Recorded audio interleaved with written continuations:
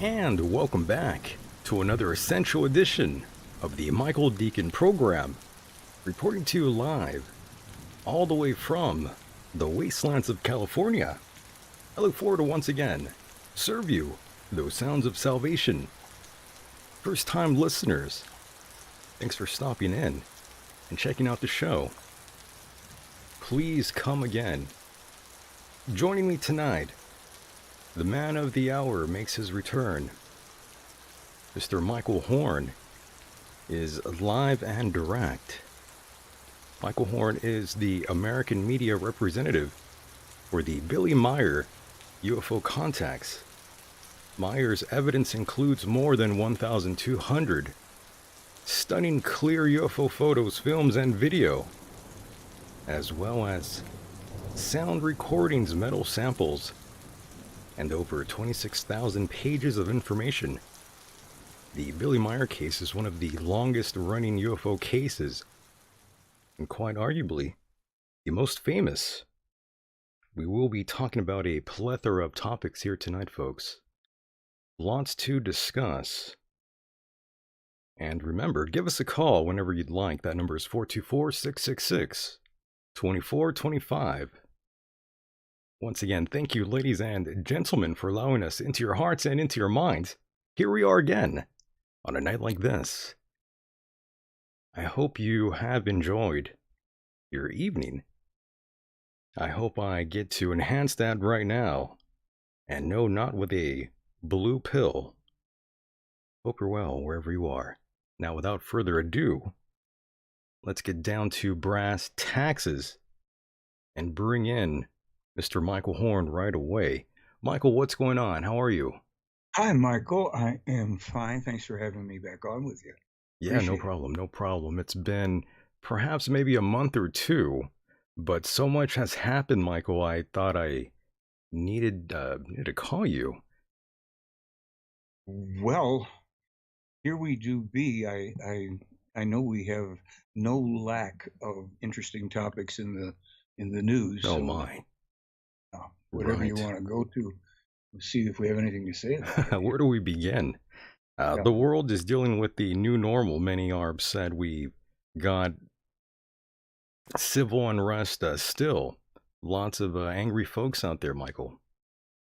As specifically foretold by Mr. Billy Meier as far back as 1981 and 1987. And we are in those long foretold days and even longer nights. My goodness. Are you even surprised at this point by anything that's going on, Mr. Horn? Well, yes and no, because you can be forewarned of things and you read prophecies and predictions. But then when the event is upon you, which is one of the reasons why we're in this trouble, Right. we never really imagine or conceive of the reality taking place. When Billy Meyer first warned and published in 1981 that the United States of America would suffer two coming civil wars, one following upon the other. As I've said many times, I literally laughed out loud when I read it. I was with a guy named Randy Winters, who at the time was representing Billy's work, and we were in LA on Westwood Boulevard, where he had an apartment, and we were reading from the prophecies and predictions and that was in 1986. We were reading the 1981 predictions, and Meyer would again in 1987 publish the specific warnings about the two coming civil wars. And I put up an article recently on my blog listing, all the different times that I had published warnings about it and put it in films and what have you. But nonetheless, it is a surprise in a certain kind of a way. It's yes, you have a well, we told you so moment, but then there's also, gee, this really is happening, and you know, it's unfolding, and there are other things in 2017. Myers specifically foretold that the USA and its rulers would be coming under attack from anti-government uh, people, governmental and non-governmental people, and we just saw that as well. I mean, this stuff's in writing, so I'm always amazed when people like, you know, they they say, "Well, can you prove that he published that before the events occurred?" Well, yes, of course, but what are we, here for? We're not going to learn from the warnings so we could avert some of this stuff, and the answer is apparently not.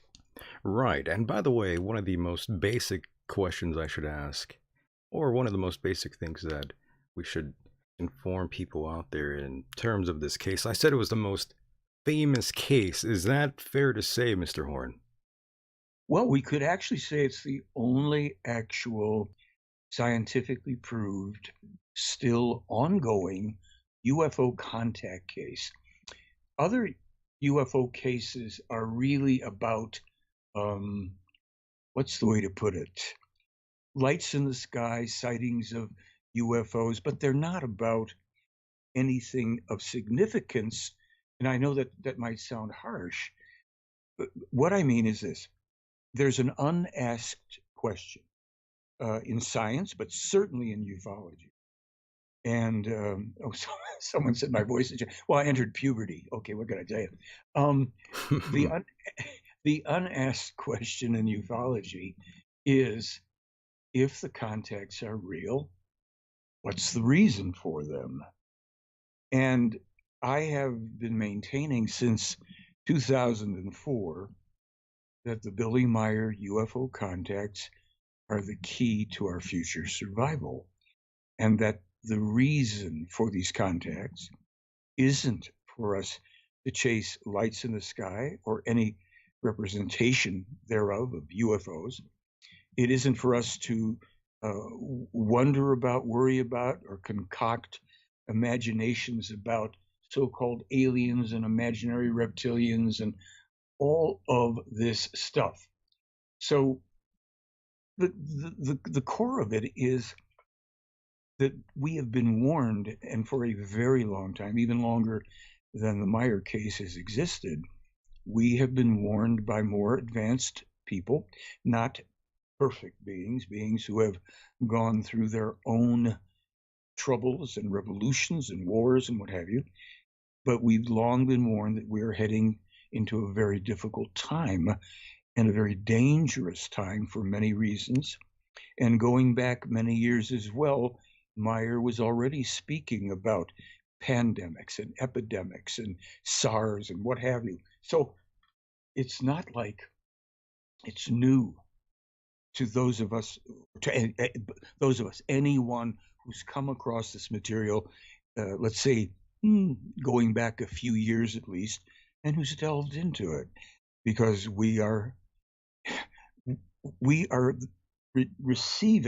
been receiving assistance from other beings who have great technological abilities and consciousness related abilities, and they want to see us avert, which may no longer be possible, but they would like to see us survive ourselves. So that's kind of the deal there.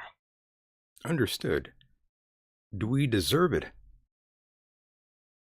Well, in life, part of the spiritual teaching, as a matter of fact, probably the foundational element, is that every human being is completely responsible for their own life and everything in it, and how they deal with life, their thoughts and their feelings.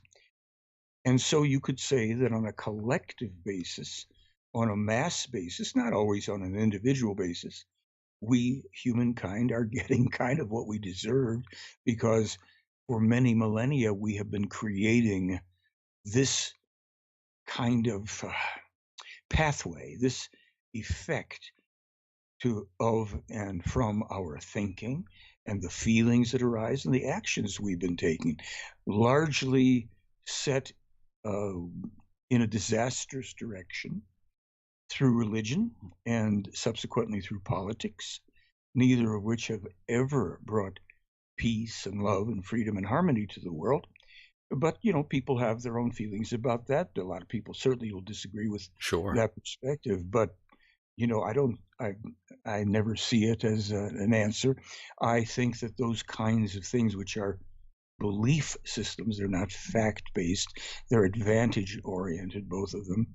They contribute greatly in their application and in the way people embrace and perpetuate them to the trouble that we have in our collective and even in our individual lives. That's how I see it. Right, and some people would make that argument. Why should Earth be saved? Well, by whom? Right. I don't think anyone's going to save us. No, nobody's coming to save us. That's not exactly at all. We are alone, Mr. Horn. Yeah, we are it. And we have assistance, which is consistent with the way life works when those who are more knowledgeable can offer assistance and recommendations and advice, but nobody else is responsible for the mess that we're in or the great times that we might be having or hope to have. So we just have to decide for ourselves, be responsible for what we do with this information or any information.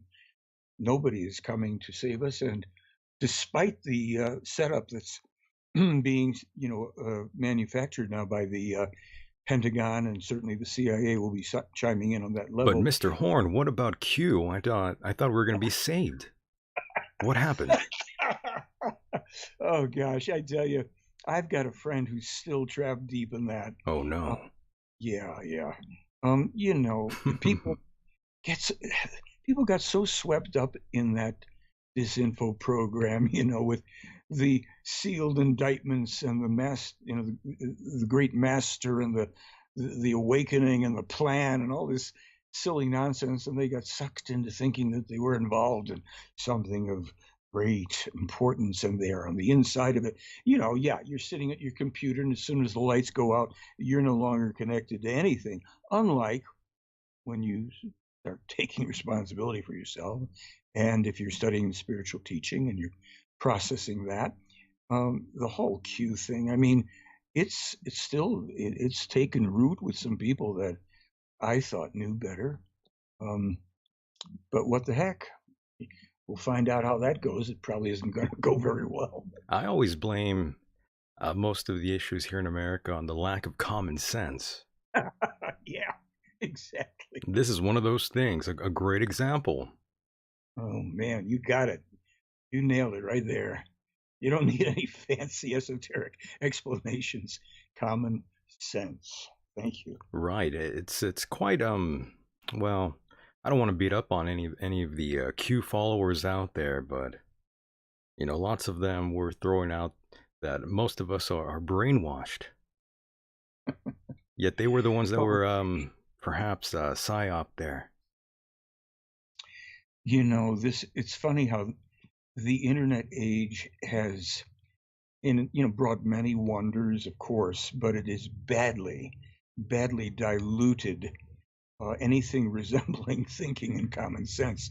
People got sucked into something that's coming to them online that they have just no understanding about how nonsensical and how they're being played.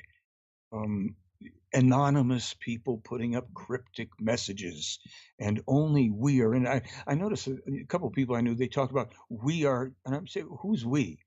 Well, do not. It's like this kind of royal we, as if there's really something there, and I'm really part of it. Because people want to feel important. Not maybe most, but lots of people during these times, they have a problem feeling any significance in their lives. So Right, right.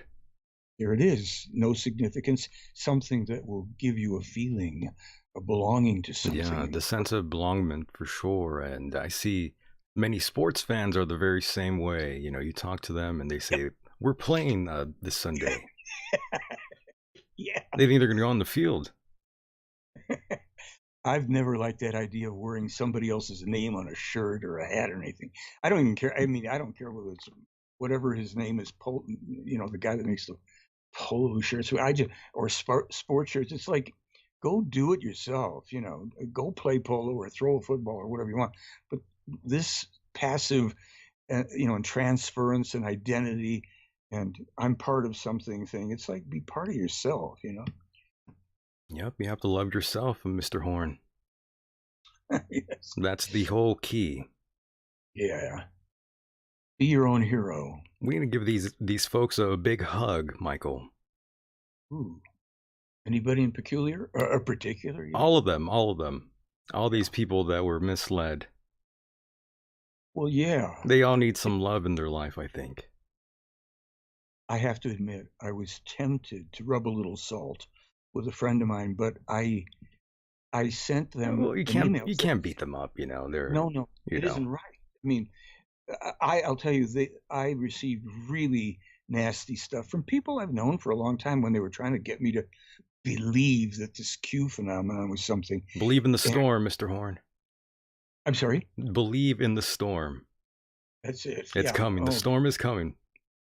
the storm is coming. Well, this is it. Slogans, video games, online everything. People who live vicariously. If you live a real life, this is just the way I look at it. You're not taken in so easily by this kind of stuff. And if your life is centered around what's coming at you online largely, and then through people who have bought into this stuff, it's easy to get swept into it. I sent one email the day before yesterday to my friends in this household well, how are you doing now? And they send me back 2 more conspiratorial videos. I said, "Okay, never mind. We won't talk about this anymore." I Oh, didn't wanna, no. start calling it, but it's like, You is it got some of really those in your family, Michael, not in my family. They're whether you're just family like friends. friends. Okay, I see. Family like friends, long-term friends. But no, no, nobody no, Can you no. imagine that at dinner? Oh, You're no. starting, your relatives are fighting over a QAnon. Well, when I was visiting with them, Good when God.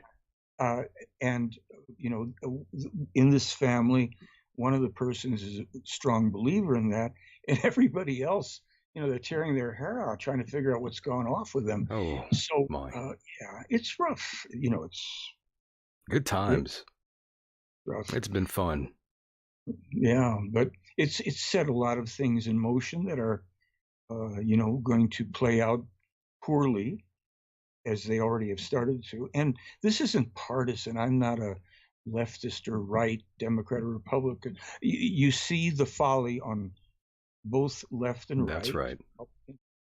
and you realize that this is folly that because, like you said moments ago, lacking common sense and the ability to think clearly. That's So right. the country goes down the tubes, and it's not that much of a surprise. Right, the left and the right, they will pimp you out. Yeah. And that's what's going on. Just used for another agenda. Oh, And yeah. everyone's falling for it. Hook, line, and sinker, Mr. Horn. Well, a few of us aren't, I think, Mr. Deacon. Not all of us, but yes. There's a big group out there, though. That's what makes it so alarming. It does have me slightly perturbed that some individuals out there are that gullible, Mr. Horn. Well, yeah, and if you really invested, whether it's left or right, and then things don't go your way or don't appear to, then people nowadays it's an anarchistic moment in history that we're entering in a great sense, Right. and this will be worldwide.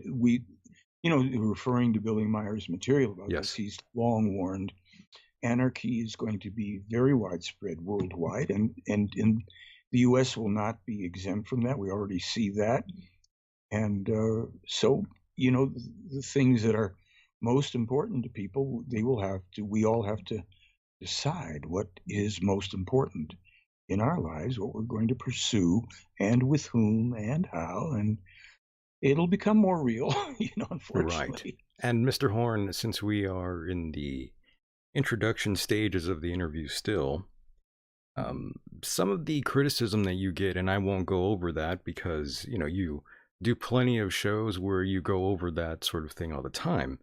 But one of the things that people get very upset and angry with you about is, and they say this about you, Mr. Horn, as you know, they say, oh, he's so fixated on the story with Billy Meier that this is the only story. I Mm, just wanted you to, just sort of clear that up with the newer listeners out there who will be tuning into this. good, good. Well, I'm glad to address it Yes, sir. because first, I've had a lifelong interest since childhood in things pertaining to outer space. And even when I was very young, I was dreaming about discs flying in the sky. And that's pretty much well before, there was much talk about it. I'm talking about coming through the 40s and 50s and 60s and 70s. And I find the Meyer material in 1979. But even from that point on, I went to any and all available presentations about UFOs. I went to channeling events. I dug in, and I went around to as much stuff as I could for Sedona. a while. I'm sorry? Sedona. Sedona? Yeah. Oh, yeah. And, for the longest time, I would go to the events, and I was doing my New Age comedy songs at that time. I wasn't a lecturer yet until about 1987. I was doing my New Age comedy stuff starting in 86. And I did it for about 12 years, even while I was researching all this stuff. And the thing is that I was very open because I wanted to find, out what the truth was about it. And I read lots of, a good number anyhow, of books, and I went to presentations. And the problem is there was no there there, and there still isn't. because Oh, there's Mr. Horn, nothing. let me interrupt you really quickly and just add, early on in your introduction to ufology and all this stuff, do you remember any of the first cases you came across? Let me guess. Was it Betty and Barney Hill? Well, actually, I'll tell you the first one. You just reminded me, and I may have mentioned it before. Go ahead. 1950, let's see, wait, 57 or 8. I was in a school in Chicago in the lobby. It was a school that was conducted in a formerly interesting and ornate mansion in Chicago that had been purchased by people who turned it into a school. And I was standing in the lobby, and a guy approached me from my left. I don't remember his name. And we started talking, and he said, well, my dad's in the Air Force, and they had found a flying saucer, and he told me they took it to an Air Force base in Ohio. Now, this kid, this is 57 or 58, he's telling me about Roswell. He didn't use that term because he didn't know it. And of course, I found that fascinating.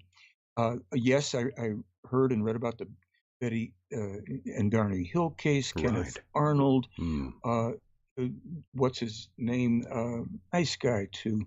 Fire in the Sky, Travis Travis Walton later, Walton. Right. uh, all this stuff. But in each case, if no pun intended, there was nothing there that I could do anything with. There were anecdotal reports. Roswell was real. I mean, it was a crash of a craft.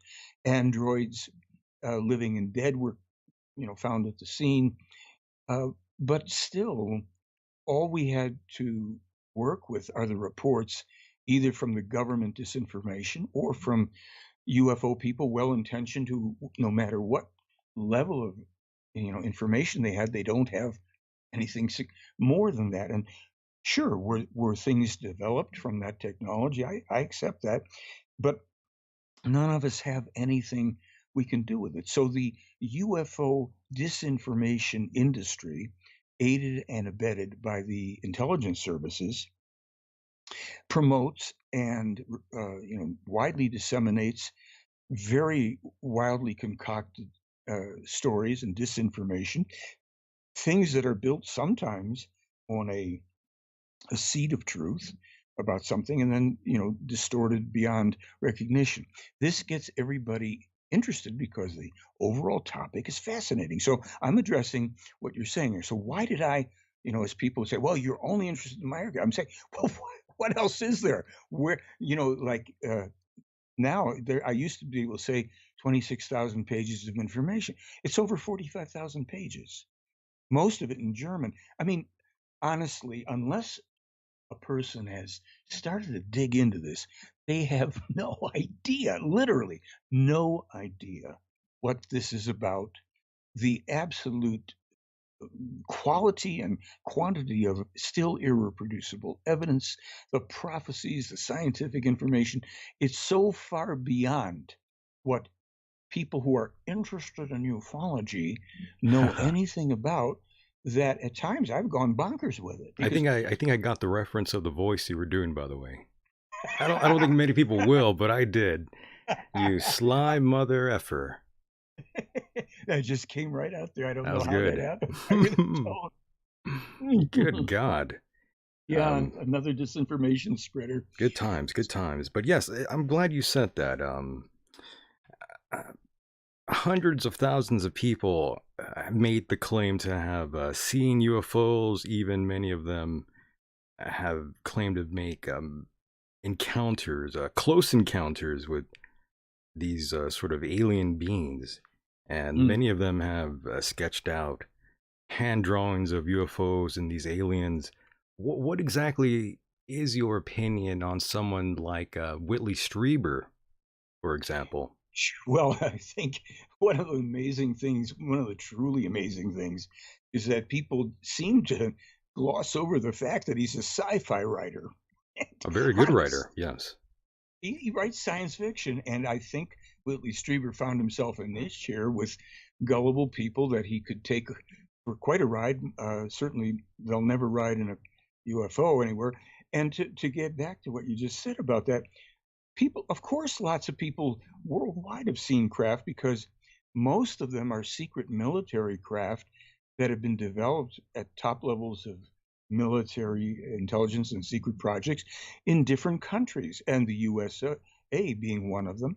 But here's this thing about, people get mad at me. Well, there's got to be lots of people that have been contacted by extraterrestrials. And Yes, you hear I've that. wrestled with that in a few ways, and I say to people, look, if you're claiming you're contacted by extraterrestrials, let me just ask you, have you ever gotten a call from the President of the United States or the Vice President, a senator, congressman, or a Supreme Court judge, or perhaps the governor of the state or what about the mayor of the dog catcher? Who's contacting you that speaks your language and might have some reason to contact you? Because let's face it, my friend, and this would go for all of us, if people have gotten here from the depths of space, they don't need to talk to probably just about any of us, with maybe this one rare exception and a handful of other people that have accidentally throughout history bumped into somebody who just happened to be picking up some plant samples or whatever. So we jump into illogic. It's like, when the Air Force is testing secret planes and stuff, they don't, land somewhere and look around for people to talk. They conduct their business and they get on with it. And maybe we could talk about that later, about those photographs that I found. But to go back to this, people say, well, why don't you think so and so, and why does there only have to be one person? I said, well, how much of Meier's information are you familiar with? Well, never mind that. It's like, if you really delve into what Billy Meier has published, his own writing, the information from these alleged extraterrestrials, I don't think you'd be worrying about if somebody thinks that, somebody stuck a probe up their earlobe or something like that. You're going to want to know, well, wait a minute, if this is possibly true, let's find out what these people are talking about. You know, this is what people gloss over, because in the pre-internet world, and a lot of people are not familiar with that, you'd read something, you'd have to think through it, you'd go somewhere to try and find information, you'd put yourself in motion, and some common sense would hopefully be operating, because your time and your energy and your expense to go and investigate something can be significant. I've been to Switzerland 20 times on my own dime to investigate, to research, to meet, to talk, to question, to look around, to go to locations where these photos were taken, and to try to figure out, how could this be hoaxed here? Could it be hoaxed, or what would be? And I met the original investigators. I knew these people for over 20 years, and it's not like, oh, hit the search function on your Right. thing and you can now know the Billy Meier case is a hoax. Only this is true. This is unfortunate. We're like fish in the water, really. And let me ask you this, Mr. Horn. Why is it so important to you? This whole thing? Yes, sir. Well, because ever since I was very little, and I don't even know why, but like I was maybe 9 or 10, and I walked up to my mother in the living room of the first place we were raised, and I said, Mm-hmm. I want to know the truth about God and Jesus. And I don't know why I said it. I didn't Ah, come from a religious family, but it was like, suddenly I want to know the truth about God and Jesus. the old time tradition, yes. There we go. And my mother, who was not American born, my mother was Russian, and a Really? hardworking, really, yeah, I tough. didn't know that. Yeah. My mother was from Russia, my father from Austria, so I'm first generation American. Wow. Yeah. Okay. And Nice. because my parents were immigrants at a time, fleeing Nazism, fleeing the communists, that's how they both got here. They were very hardworking people. They were very grateful to be here. And they instilled in me certain, good things. But my mother said to me, well, as far as I'm concerned, God is love, and the rest of it you're going to have to find out for yourself. And I thought, that's okay, whatever. So when I delved deeper into the Meier material, those questions were answered for me, and I didn't expect that. I was looking to find out what's behind these great UFO photos. I did not know that I would find the answers to truly life's most important questions. And at least that I would be able to take information, ponder it, reason it, think it through, and then come to determinations that would answer those questions for me and many, many others. So it's important to me because I know that masses of people in this country in which I was born and raised want to know what's true. They would like to have good and happy and productive lives. And I have found that the most meaningful contribution for those goals, to accomplishing that, is found in this material, as far as I'm concerned. It makes you work your way through cognitions and understandings so that you come to your own conclusions and determinations, pro or con, on your own. And that is more empowering than having somebody tell you what you're supposed to believe, or some authority in government, or here or there or anywhere. And that's just, I'm not home. what's this about? Oh, I'll have to tell, excuse me. I'm doing an interview. Can I call you back later? I'll call you back on an interview, okay? Hang up on them. It's my daughter. How dare she? I forgot you have a daughter. Yeah. Yeah. Yeah, I forgot about that. Yes. So, it's like this is, this is the thing with family. You have to tell people you've got to learn how to figure stuff out for yourself. Right. And you don't indoctrinate people in it. You don't tell them to believe anything. But we are asked in ufology to believe a lot of nonsense. Alien abductions, reptilians, the evil grays, the Pentagon, the new stuff where every other paragraph they're talking about threat assessment. Really, I mean, stuff that's so nonsensical. Because look, everybody knows, God, that if extraterrestrials are here, and if they've been here for a long time, even if they were the ones beginning to visit with Billy Meier in the 1940s, if they'd wanted to destroy or take over our world, any threat, that would have happened long before we had any weaponry that could even remotely oppose them. Understood. And Mr. Horn, what about the politician Simon Parks, who claims to have sex with an alien at least 4 times a year? The Cat Queen. Where's this guy? Simon Parks, out of, I believe, the UK. Oh, okay, yeah, 4 times a year. So he's on a program. I wonder is that like $39.95 a month or something? And then 4 times a year. Well, apparently his marriage took a big hit after that. How that it did. Right. How it did. Yeah, that's right. That's another thing. Not only do extraterrestrials want to come here and talk to people, those of us who have trouble, tying our shoes compared to them. But what do you think's going on there, Mr. Horn, when these people make these claims about having sex with an alien? What's going on there psychologically, if you can take a guess, a stab? Gosh, I mean, look. What's going on? Everybody wants their 15 minutes, and there's some people not really whatever. And there are people probably maybe who've even been, messed with psychologically to believe that they're having sex with aliens or whatever. I mean, good night. What a crazy bit of business. What a world we live in, Mr. Horn.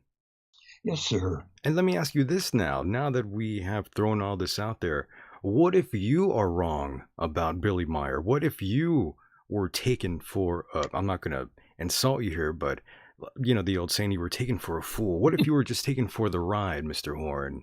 Would you just say, well, screw it. I had fun. It's over. We move on. Well, actually, that question is asked of me. I'm sure it is. Yeah. And it's asked of me in a film that I made with a buddy of mine called The Silent Revolution of Truth. And we put that out. We filmed in 2006 and 2007, put it out in 2008. And I honestly think it's the best UFO film ever made because of all the things involved with it. But here's the answer. At the end of that film, my partner Jack says to me, and he's a German-speaking guy, and yes, we've gone to Switzerland, and we filmed stuff all over and everything. He says, Michael, what will you do if you find out it's a hoax?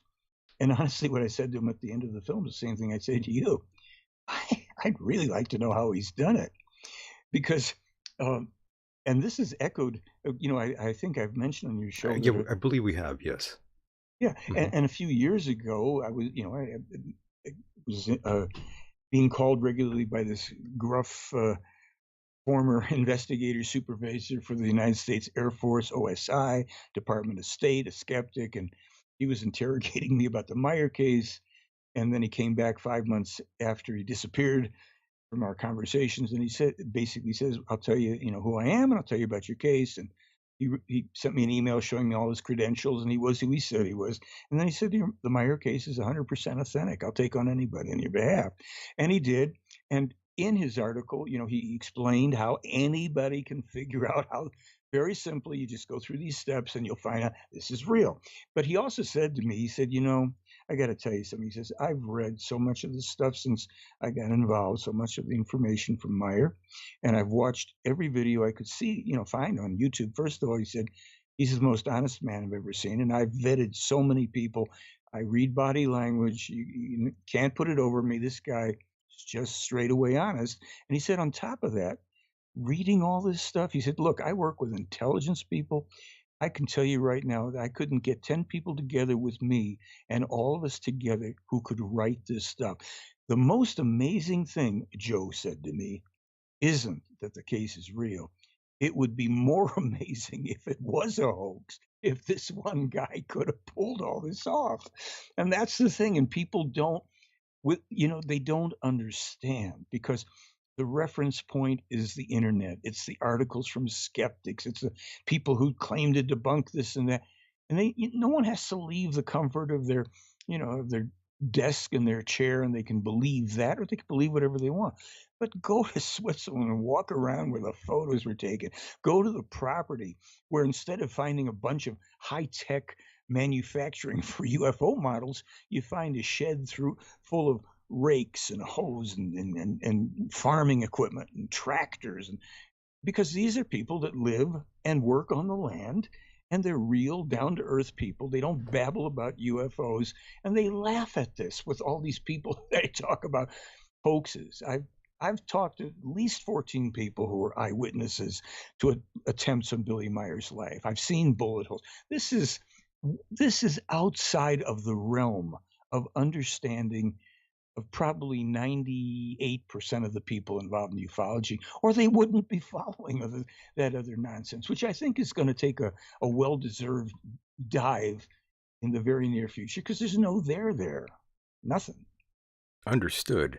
And we are almost close to wrapping up the whole UFO talk here, but of course we have to, yes, go over the we have to go over Mr. Robert Bigelow, by the way, just for a moment here. As you know, the United States Defense Intelligence Agency gave at least 22 million big ones to this sort of the exotic science division of Las Vegas billionaire Robert Bigelow during that space startup. I believe it's called Bigelow Aerospace Advanced Space Studies, I believe it's called. That's Okay. off the top of my head. I'm not sure if I got that correct, but I think that is the proper name. And just recently, he did an interview with George Knapp about Skinwalker Ranch, UFOs, and life after death. And yes. Oh, gosh. Yes. What exactly is your opinion, first of all, of Robert Bigelow? Well, I don't know Robert Bigelow personally. I had seen some years ago, I think I saw an interview or two, and I've read stuff, I think, about, if not by him.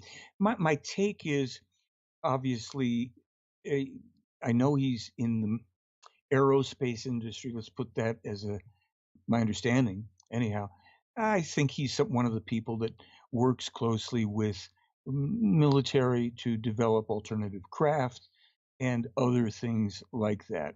Clearly, there's nothing, people have to understand, there's no connection with actual extraterrestrials to our government or any other government on Earth.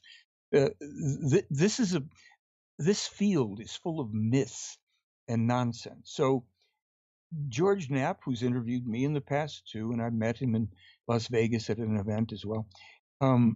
They have nothing of importance to me or significant. What are they going to tell me? I meet with a guy, I'm studying material, a man who, since he was 5 years old, has been on board with these people, taken not only all over our world and our solar system, but to the depths of space and time. And so I've got George Knapp and Robert Bigelow and all the rest of the people that are making a buck off of the topic. I'm not interested. I actually, in a way, I hold them all in contempt, and I'll tell you why. Every one of them, certainly George Knapp, going back to at least 87, all know about the Meier case. They know it's authentic, and they do everything necessary to never mention it, to not allow it to gain any widespread recognition. They suppress it, in other words, because they're involved in the military, industrial, war machine, secret military, all that stuff, and in keeping people distracted and away from the one thing that the UFO cover up is entirely about, and that's the Meier contacts. It's just that simple. That's my take. And after 42 years of, delving into all this stuff, I think it's pretty simple. And that's why I'm harsh about people in ufology. That's why I'm not popular in ufology and all that, because I call the people out. I call them out by name because I've sent every one of them. I made sure that Oh, you're everybody. popular, Mr. Horn. Yeah, You're I'm popular, all right, yes. Yeah, well, yeah, Yes. in a reverse way, I guess, negative popularity. But I don't care because I think these people, it's worse than just saying I don't think that they're honest. I think that they are culpable for some things as much they are related to helping the spread of COVID-19. And I can back that up. Ufology is directly responsible for the spread of COVID-19. One of the things that it's responsible for. And Really? yeah, I'll flesh that out for you. Okay. Beginning on February 5th, I published information I received from Meier in Switzerland. Over a dozen points about this pandemic, which they identified as a pandemic actually as early as November 30th of 2019, and all sorts of factors in there, everything you can think about. And at that time, there were 57 cases in the United States. This information I sent all over the place. I sent it to everybody in ufology, of course.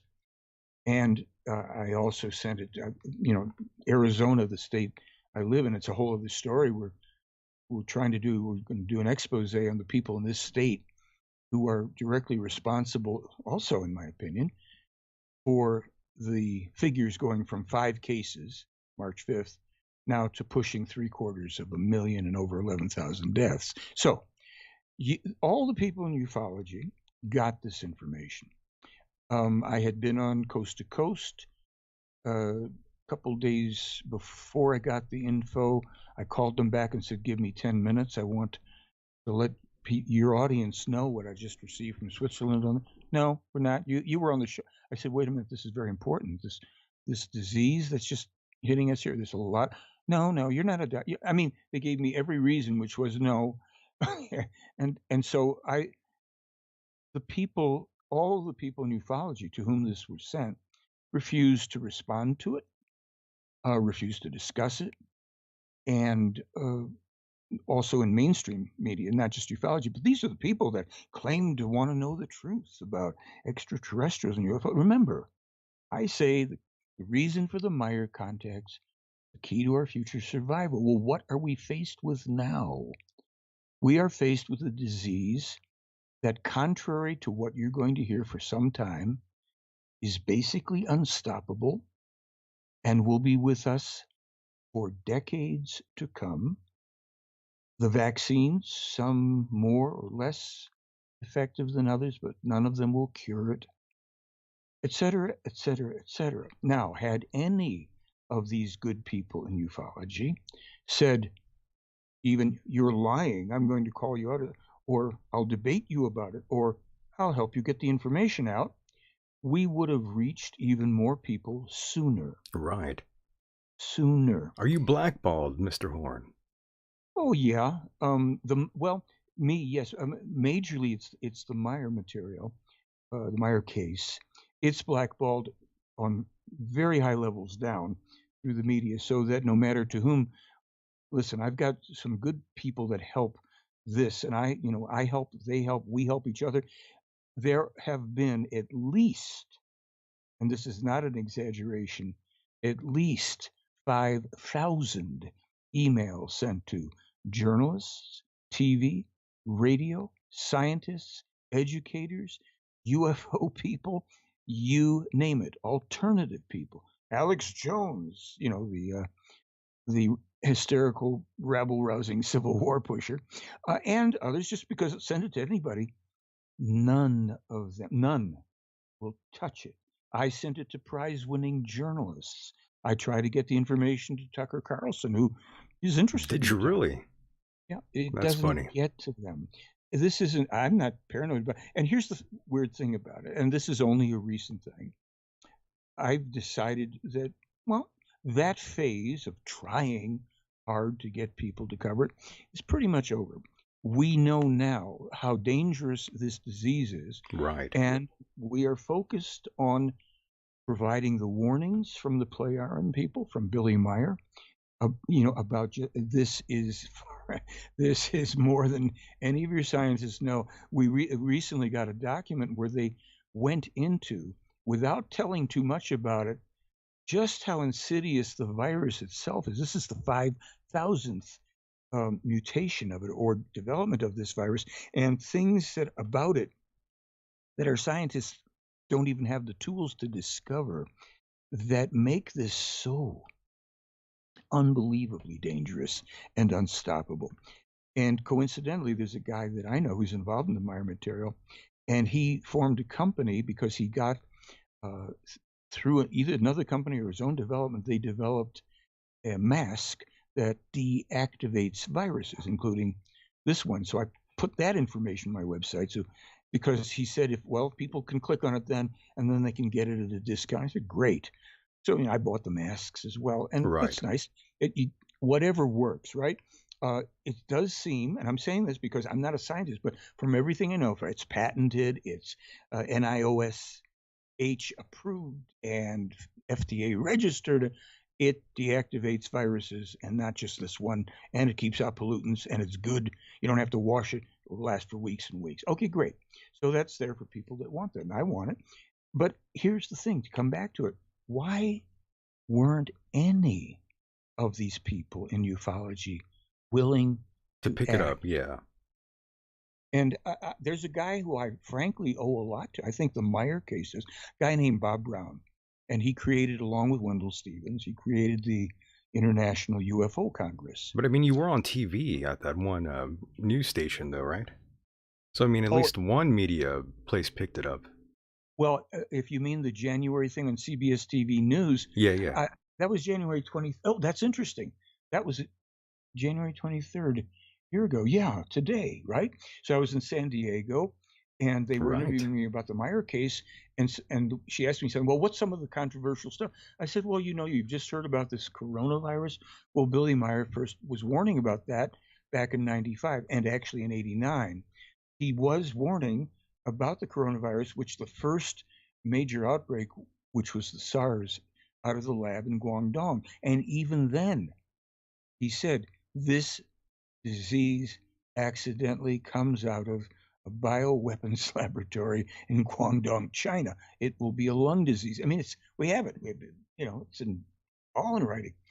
And this one, we were the first to publish that this came out of a lab as an accidental release in Wuhan. And all the information we've published about China and everything, it's all proved to be true. And no one's And picked it up, though. It's pretty odd that no one has given you any sort of time there, Mr. Horn. as recently as today, I sent information because of some other thing that someone had written. I sent them information of all this stuff about the Meier case. Nobody will touch the. I'll tell you. I have an interview tomorrow with a guy in England. They sent me a tweet deliberately asking me to not speak about the coronavirus or President Trump. So I wrote back. I said, "Well, this was the biggest stories in the world. Well, please don't talk about either one." I said, "Well, I'll answer any questions." Wow, they told you that, huh? Yeah, yeah. So Wow. you see, people are still under the illusion, Mr. Degon, these folks out there, in the media are under the illusion that if they just keep on churning and getting a paycheck, and well, this is a little, no, we can't touch this story. It's a little too odd or controversial. And I wrote, I've written a lot of stuff, and I've said in a couple things, especially to people, who suppress the news. I said, in Arizona, do you think that the fact that this is a controversial source is more important to the nearly three-quarter of a million people suffering, to the people who've survived, the relatives? Do you think they are more concerned that this is controversial or that it's accurate? They won't touch it. I called up, and I have this on my website. I called up a reporter in Phoenix for ABC TV there in Phoenix, and I had my Zoom camera thing. I recorded it. Sure. Conversation. And this was about the third conversation I'd had with this young woman. And it was the third time I thought I may have to institutionalize myself because people cannot be this pathetic. Right. Nice person, don't misunderstand. I'm sure she should teach art to kindergartners or something. But these are the people who, like bad cream, are rising to the top in media, in the mainstream, and even a lot of the alternative. It's the people who are most ambitious to have their 15 minutes. So once people attain a certain position, a certain posture, a place, and a paycheck, the last thing they want to do is rock the boat because Right. they know how quickly they can be out of there. Yeah, that's very Right? true. And not even Bill O'Reilly, huh? He didn't reach out to you? Did you reach out No, to Bill? No? I don't. If only, listen, if anybody knows how to get to these people, actually, I'm game for it. I just know that the blockade is up and that, the powers that be don't want this to be known to people. Imagine what would happen if a million people watching one of these mainstream shows hit their keyboards and go, Billy Meier, who's that? Well, they'll get the disinformation, they'll get the skip, but then they're going to get, oh my gosh, all Right. By this the way, and that. What's it? that was a joke, by the way, the Bill O'Reilly reference there. Well, He's sort of gone Sean, away though, Bill O'Reilly, he's sort of disappeared. yes and no. He still does He's still alive? interviews. Yeah, Oh my I God. know that every now and then Sean Hannity would have him on, and he also had, I think, a 15-minute news program kind of update thing on AM radio as well. I drive when I'm driving. It's not that much to do these days, but I would Right. have the radio on. I listened to NPR, who also suppressed the Meier material, by the way, from the top down. So these are people that are contributing to a suicidal mission on the part of humankind. If we don't talk about it, it'll go away, and we won't have to think and trouble ourselves. Because with NPR, they give you these cutesy little folksy stories, and they're serious, social justice warrior nonsense. And then on the right, you've got the conspiracies about the election, everything. So all the polarization, and everybody's very serious about maintaining their audiences with all this stuff that isn't going to elevate humankind even a millimeter. Right. Yeah, not even a little bit. But of course, Bill O'Reilly did bring us this short clip here way Oh, back in the day, Mr. Horn. Live. let's hear it. Okay. We'll do it live. Fuck it. Do it live. I'll write it and we'll do it live. And there he goes. But yes, at least he gave us I that, never though. heard that. Yes, that was a long time ago. By the way, we spoke a little while ago, just to conclude on the UFOs and all this stuff. Yes, sir. I think I may have mentioned it last time, but in October, I was in Moab, Utah at the request of Mr. Meier, and I was in a dusty warehouse where there were 24 boxes of archived material from the late Wendell Stevens. And the last box held 5 photographs that I'd never seen before, and I thought they were taken in Switzerland. It turned out these are 5 photographs of one of the UFOs interacting with at the time, a top secret U.S. stealth jet. These are probably the most valuable in terms of evidence UFO photos ever taken. Not a light in the sky, not a blur, not a tic-tac video or whatever. This is a distinct UFO and a stealth fighter taken in America at Groom Lake. All the people in ufology to whom this is sent, Not a one of them wants to know about it. Nick Pope and Richard Dolan and Corey Good and this one and that one, they don't want to know because there goes their cash cow. They're going to talk about something real. No, they're going to rehash Rendell, Roswell, and lights in the sky, and all the poor gullible little people who follow ufology and who go ooh and ah will trot down that road, and they'll never know that unparalleled, unequaled evidence from 1981, freely available on my blog, they could be looking at the most amazing evidence of extraterrestrial craft and a U.S. fighter plane. But nobody in ufology is going to help them find that. So there you go. That whole field should die a well-deserved death, which it will, as people catch on and they realize real life is getting a bit rougher and ufology holds nothing except the manipulations from the Pentagon and the Bigelows and the CIA for a potential fake ET attack in order to enact martial law. Right. Tell me about that. That's one of the topics that we were going to discuss here on the program, the fake ET attack. Yeah. Well, that's something that's been in the cards, so to speak, for some time. Carol Rosen, a woman who worked with Werner von Braun, said that he told her that that would be one of the things, the threats to enable the government to clamp down on the populace, enact martial law, fake ET attack. And 10 years ago, I asked Billy about it. He said that's still a possibility. That's not been ruled out yet. So suddenly, we get the UFO revelations, such as people want to believe they are, where the Pentagon is revealing these UFO films, which I don't know, can't see anything. It's like a bad video game from the 70s. And of course, you have the, what is it, Towards the Stars or something Academy. Oh, yes. With dopey young Tom DeLonge. To the Stars. Yeah, something like that. Yes. To the Stars, some Towards the Stars, whatever. And Tom DeLonge thinks that he's really in there with the big boys, Lou Elizondo, whatever, and these people who are supposedly former spooks, and there is no such thing.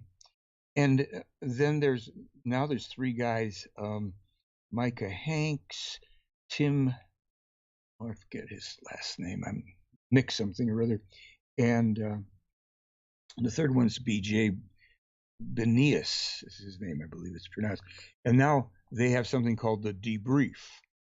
And, they're going to get all the important breaking news from the Pentagon, and these guys don't realize how they're being played. But because they're being fronted, they're fronting now, and they're being told they're important, and maybe they're getting a little financial support. Oh my gosh. I've sent each one of these guys everything on my, not a peep. They won't even call me names, because to do so is to bring attention to Meier.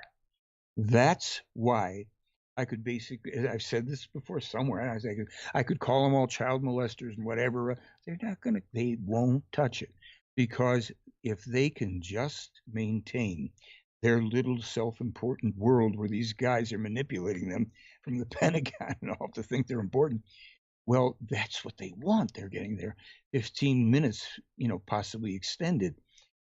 And of course, people follow that nonsense. That's a lot of money our government spent on that, by the way.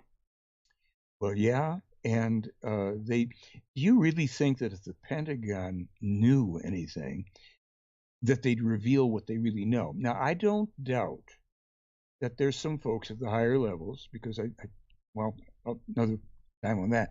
I don't doubt there's some folks at the higher levels of military intelligence that know the Meier case is real, as they know in Russia. In Russia, they take some of the stuff and they do things with it. Here, we suppress it. So it's like a comedy, because people now think the Pentagon and the CIA are going to tell them the truth about something that, if they really wanted to, they would simply say, go look up Billy Meier. He's having the content. They're not going to do that. So they're going to run a dog and pony show.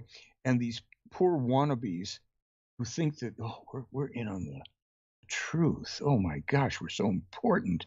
And another guy, he's not a bad guy. John, what's his name? Greenwald. Because ever since he was a kid, he's been interested in UFOs. I can relate to it. But it's called the Meier case a hoax and all this stuff because he thinks it's going to come through all this, revelation of secrets and freedom of information and all that. So he's chasing lights in the sky, and he feels good about it because he's now getting this information from the CIA. Oh my God! And what's there? Well, somebody please tell me because I haven't seen anything. I don't think we have gotten any tangible information, by the way, as a result of all this money being spent. There's no there, and I'm glad to move on from the UFO topic. I just wanted to say, it's okay. People want the best UFO evidence.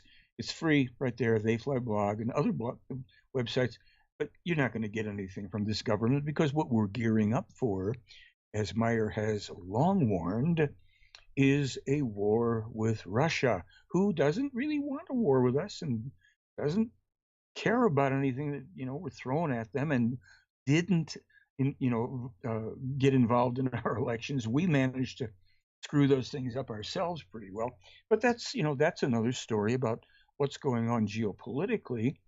And Meier's published information on what goes on geopolitically for many years without taking a political side, just showing how bonkers people are with all these. Sure. And by the way, has he said anything about the vaccine? Oh yeah, he said plenty about it. The bottom line is, of course, people must make up their own minds. Now that we've dropped that shoe, there are 3 factors at least that are not being addressed, 4 actually, that are critical for a truly effective vaccine. Number 1, the mutation of the virus.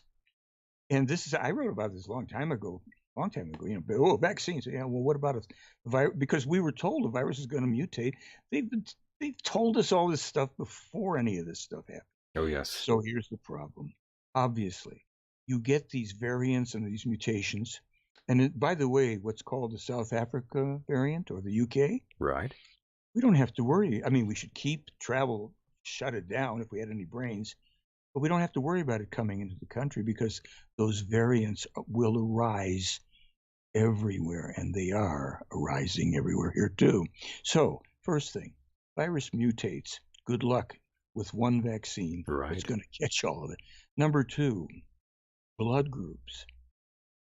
They spelled out, the Pleiadians spelled out that there are differences in blood groups that need to be taken into account, especially when you have a disease that is as virulent as this, and that you need to really refine your medicine because it's going to affect people with different blood groups, potentially in different ways. Number 3, immune systems are different.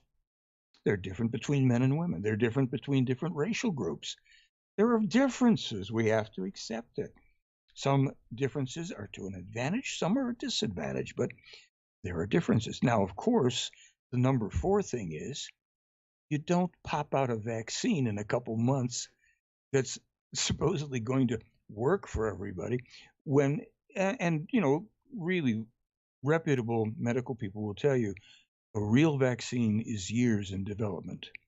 Now, what they just wrote about, and we just posted it a couple of days ago, Meier was being told by his friends, they said, look, what's happening here is, among other things, these pharmaceutical companies who did not, of course, do R&D that would last a necessary period of time. We understand people are desperate for this. But what they realize is they don't have to spend that money because all they have to do now is use the public as guinea pigs, find out which vaccines work, what kind of side effects some have, and all. They're getting free post, R&D, if you will, stuff, and the public is none the wiser. Now, I'm not trying to scare anybody that's had a vaccine, a shot, because some people, may it work for you, may it protect you like a mask or anything else. But we have to see things on top of complete self-responsibility.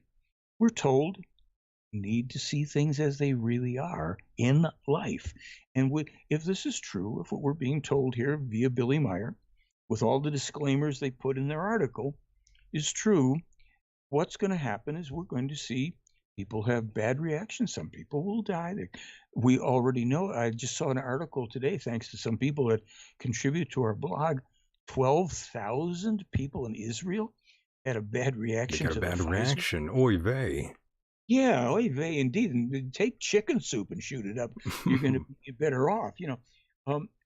This is rough because the fear that people have, the panic, all of the things that have made this disease spread, impatience, lack of self-control, personal irresponsibility, conspiracy theories. Everybody's worried that Bill Gates is going to, give them something in a vaccine. Geez, that's not here yet. And by the way, yeah, those type of things have been in the works 20 years. For a long time, yeah. Yes, yeah. And that means, let's say, racial specific pathogens to target certain groups of people to reduce their populations. And this is another thing that's Oh, how dare you, Mr. Horn? Are you proposing that Agenda 21 is something that is real? Well, I think at some point I may have looked at the Agenda 21. All these things that are, kitchen sink conspiracies where everything is part of conspiracy. They're all happening now, though, Mr. Horn. I'm sorry? I said they're all happening now, though. A lot of things are because, look, there's some things that are happening that are not part of conspiracies. They're really part of the law of cause and effect because they've been set in motion long ago. But there are some awful evil elite types that really do want to reduce the population. And why would they want to do that? And you know what? Here's the kicker. Because people haven't been responsible in keeping population levels at functional, healthy levels for the planet, for the societies, because, and this, is one of those things that's unpopular with people, you can go to almost any crucial, critical concern in society, and you can say, hey, what would the core reason for this be? And you can find overpopulation down there at the core.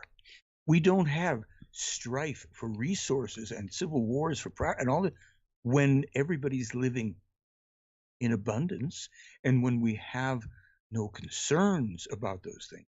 The more organisms you put into any, biosphere, if you will, and allow it to grow unchecked, go forth and multiply, and don't worry about the consequences, the more likelihood you're going to create strife. And then those people who are sitting at the top who say, well, we like being at the top, but we really feel like we might be getting crowded out by a lot of these folks. Let's selectively reduce their population since they won't. So this is what's coming. And it's not from this disease. This is just, a bad deal on its own. We are seeing something very terribly unfortunate that is not going away. And we could have stopped it. Meier said it, months ago, and as far back as last April.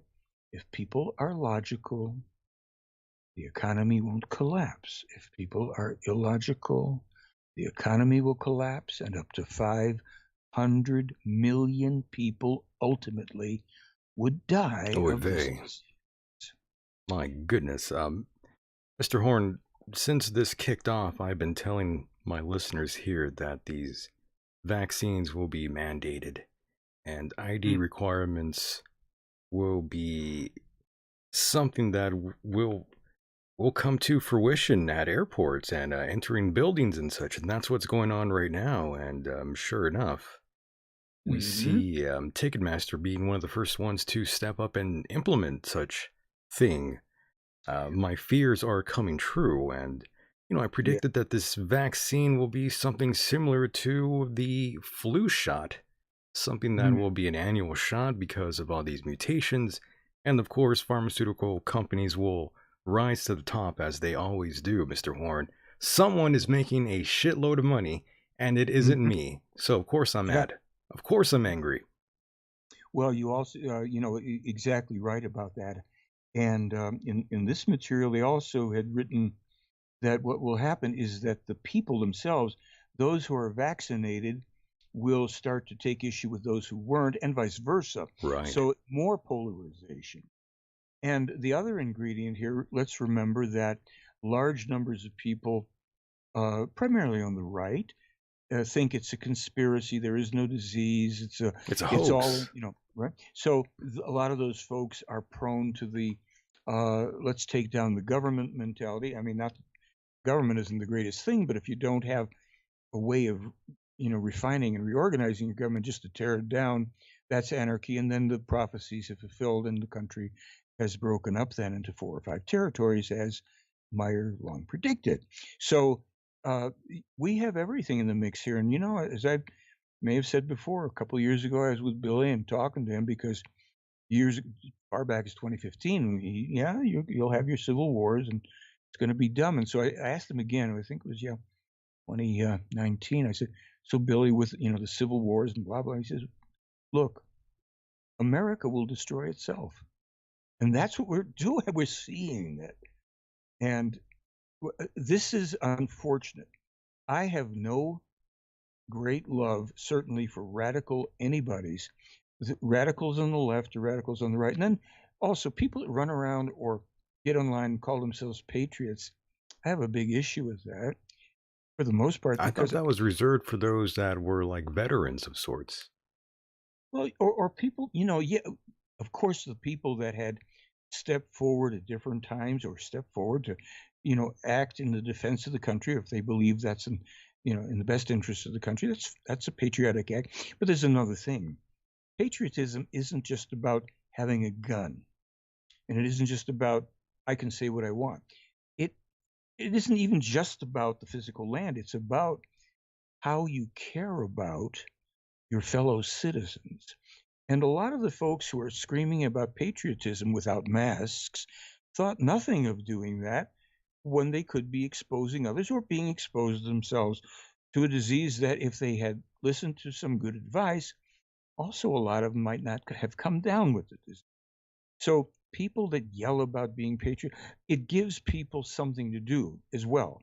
There's a lot of people, and this is an equal opportunity offender position I have, left and right.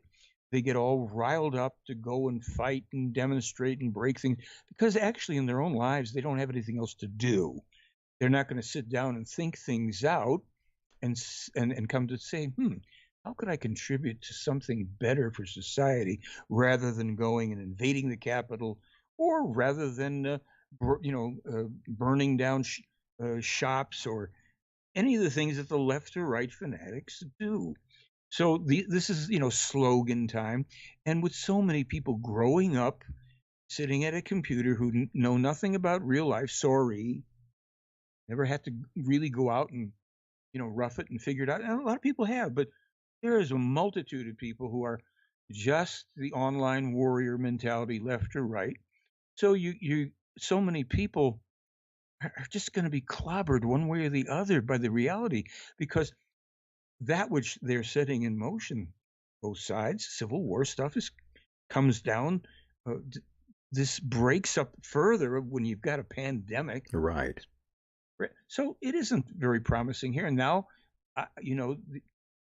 listen, Trump is out of office, and Billy and the player had a lot of negative things to say about him and why he was so dangerous. But I also, and I haven't seen anything yet about the current president, but here we've got a guy, now I was about to do a blog about it, I probably will, who has given in to the popular American pastime of facelifts and hair plugs or whatever, all this cosmetic stuff that is virtually worshipped in this country, which really says, I'm not an authentic person. I want to court your favor. And if I can just make myself look better rather than the saggy puss I've got from all these years of living, maybe I've got a better chance. And of course, Joe Biden hasn't stopped our military intervention. in his first few days in office here. He hasn't stopped the bombing in Syria or the war in Yemen or that. As a matter of fact, he's appointing hawks to his cabinet. So we're equal opportunity offenders. There's a Yeah, it's woman. terrible, really. We're back to 2003 again. There you go. 2004, right back where we were. You know who Caitlin Johnson is? Unfortunately, yes. Now, there's a woman who writes some pretty damn good stuff. I was a little disappointed in her blog I got, I think, yesterday, where it was filled with profanity that I thought was not necessary, because she's a good thinker. She's a little political for my taste, but you know what? She sees things pretty clearly. She's not fooled by, this flim flam of our every 4 years we change the puppet in the seat, and we're going to have yippee, it's going to be different stuff. No, it's going to probably be pretty bad internationally in those ways. I'm glad if Joe Biden stops some of the terrible rape of the environment and destruction of our land and all that Donald Trump was all too willing and happy to do, because the man has zero connection, empathy for living things, other than he thinks his bank account maybe is a living thing. I don't know. But Joe Biden is a guy, who's also going to do as he's told by the military-industrial complex, that he actually is not at odds with at all. So the public here, those who are all just,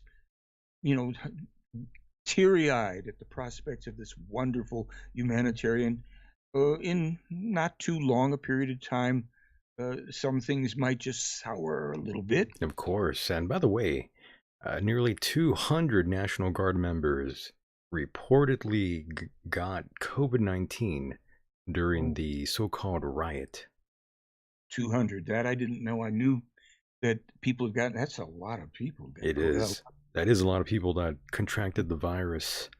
Yep. It's very unfortunate, by the way, and I kind of already know your take on the storming of the Capitol.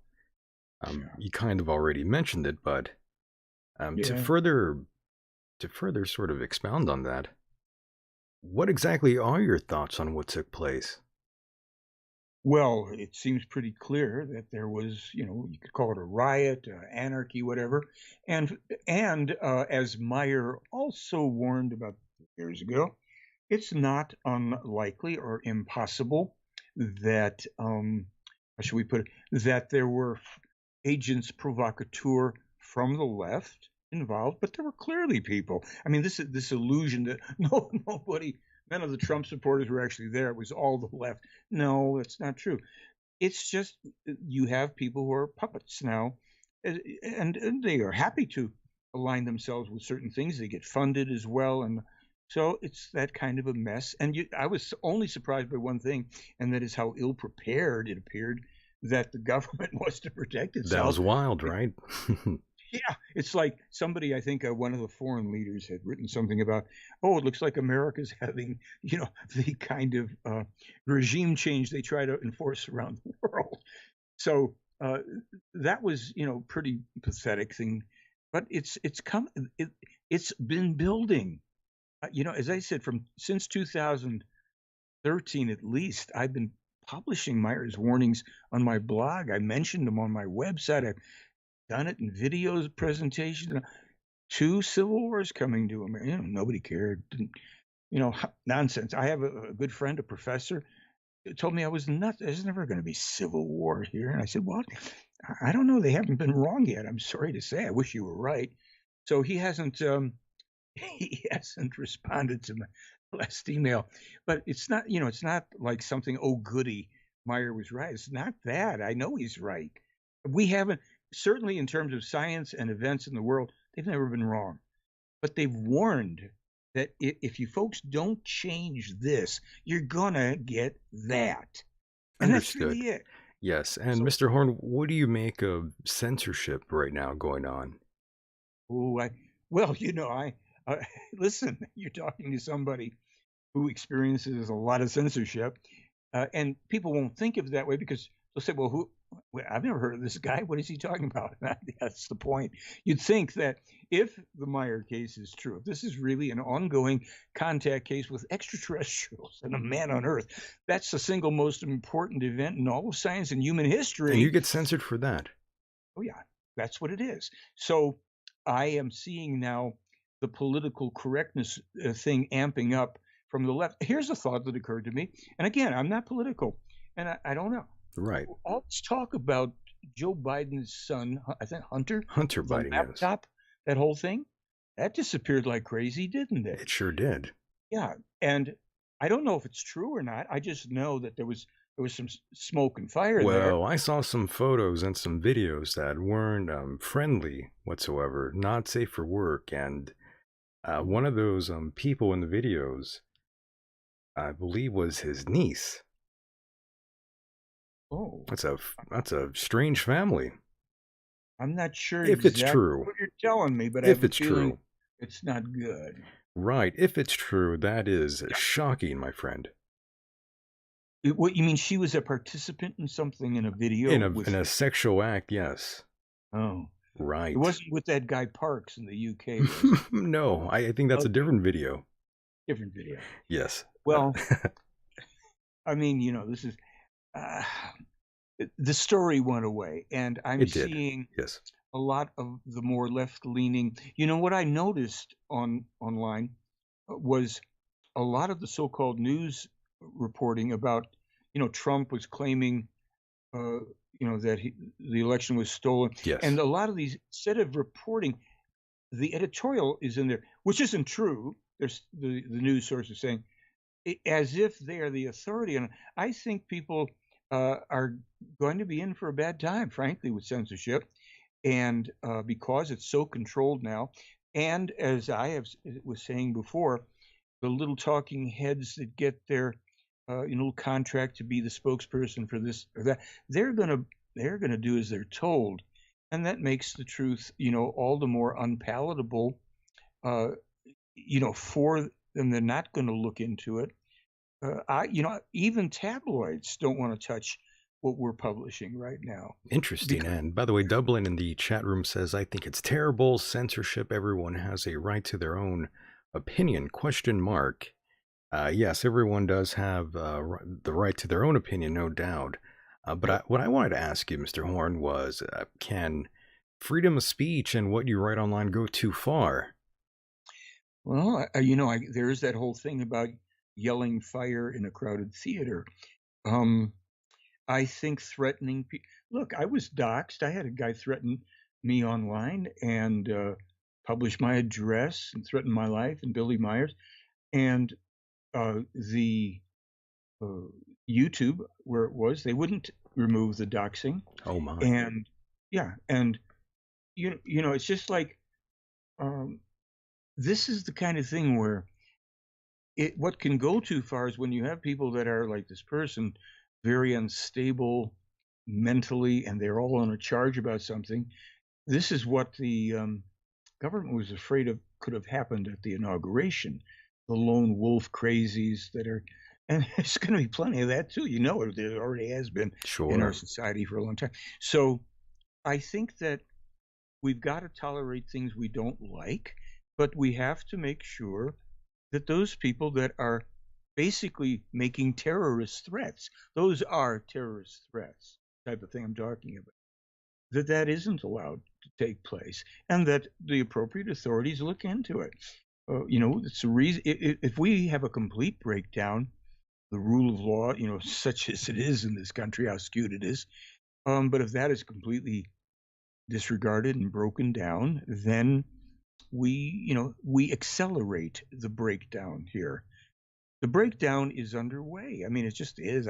I'm not delighted about it, but I think people would have to be foolish if they don't see all of these things that are indicators, all the disgruntled people. I mean, the talk about 75 million people don't agree with this election and know that it was stolen. Well, okay, that's a rough one. Well, some people are obviously very angry that Biden now is the president. Lots of them say, well, he's not my president.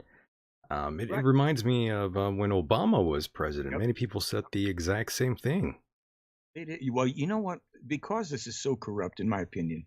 Look, again, if someone with the values of Tulsi Gabbard in terms of United States international I relations, liked her, by the way. I thought she was pretty smart. yeah, all things being equal, many things about her, even some things about Bernie. These were people that were a little more in touch in certain ways with the people, and Tulsi Gabbard, being a veteran of the military and seeing Right. service and what she understands what Joe Biden isn't going to want to worry about, and that is the real life consequences of these Can you horrendous. believe he's the president, by the way? Well, I understand that Joe that's the Biden. case. Oh boy. I mean, I couldn't believe when Trump was the president. I can't believe Joe Biden is the president of all people. By the way, it's what world am I living in? Yeah, Holy hell! yeah. I hear you. I hear you. It's just kind of like we've. I'm still saying these are the best representatives that we've got on all of this island Earth, Mister Horn. Well, that's the thing.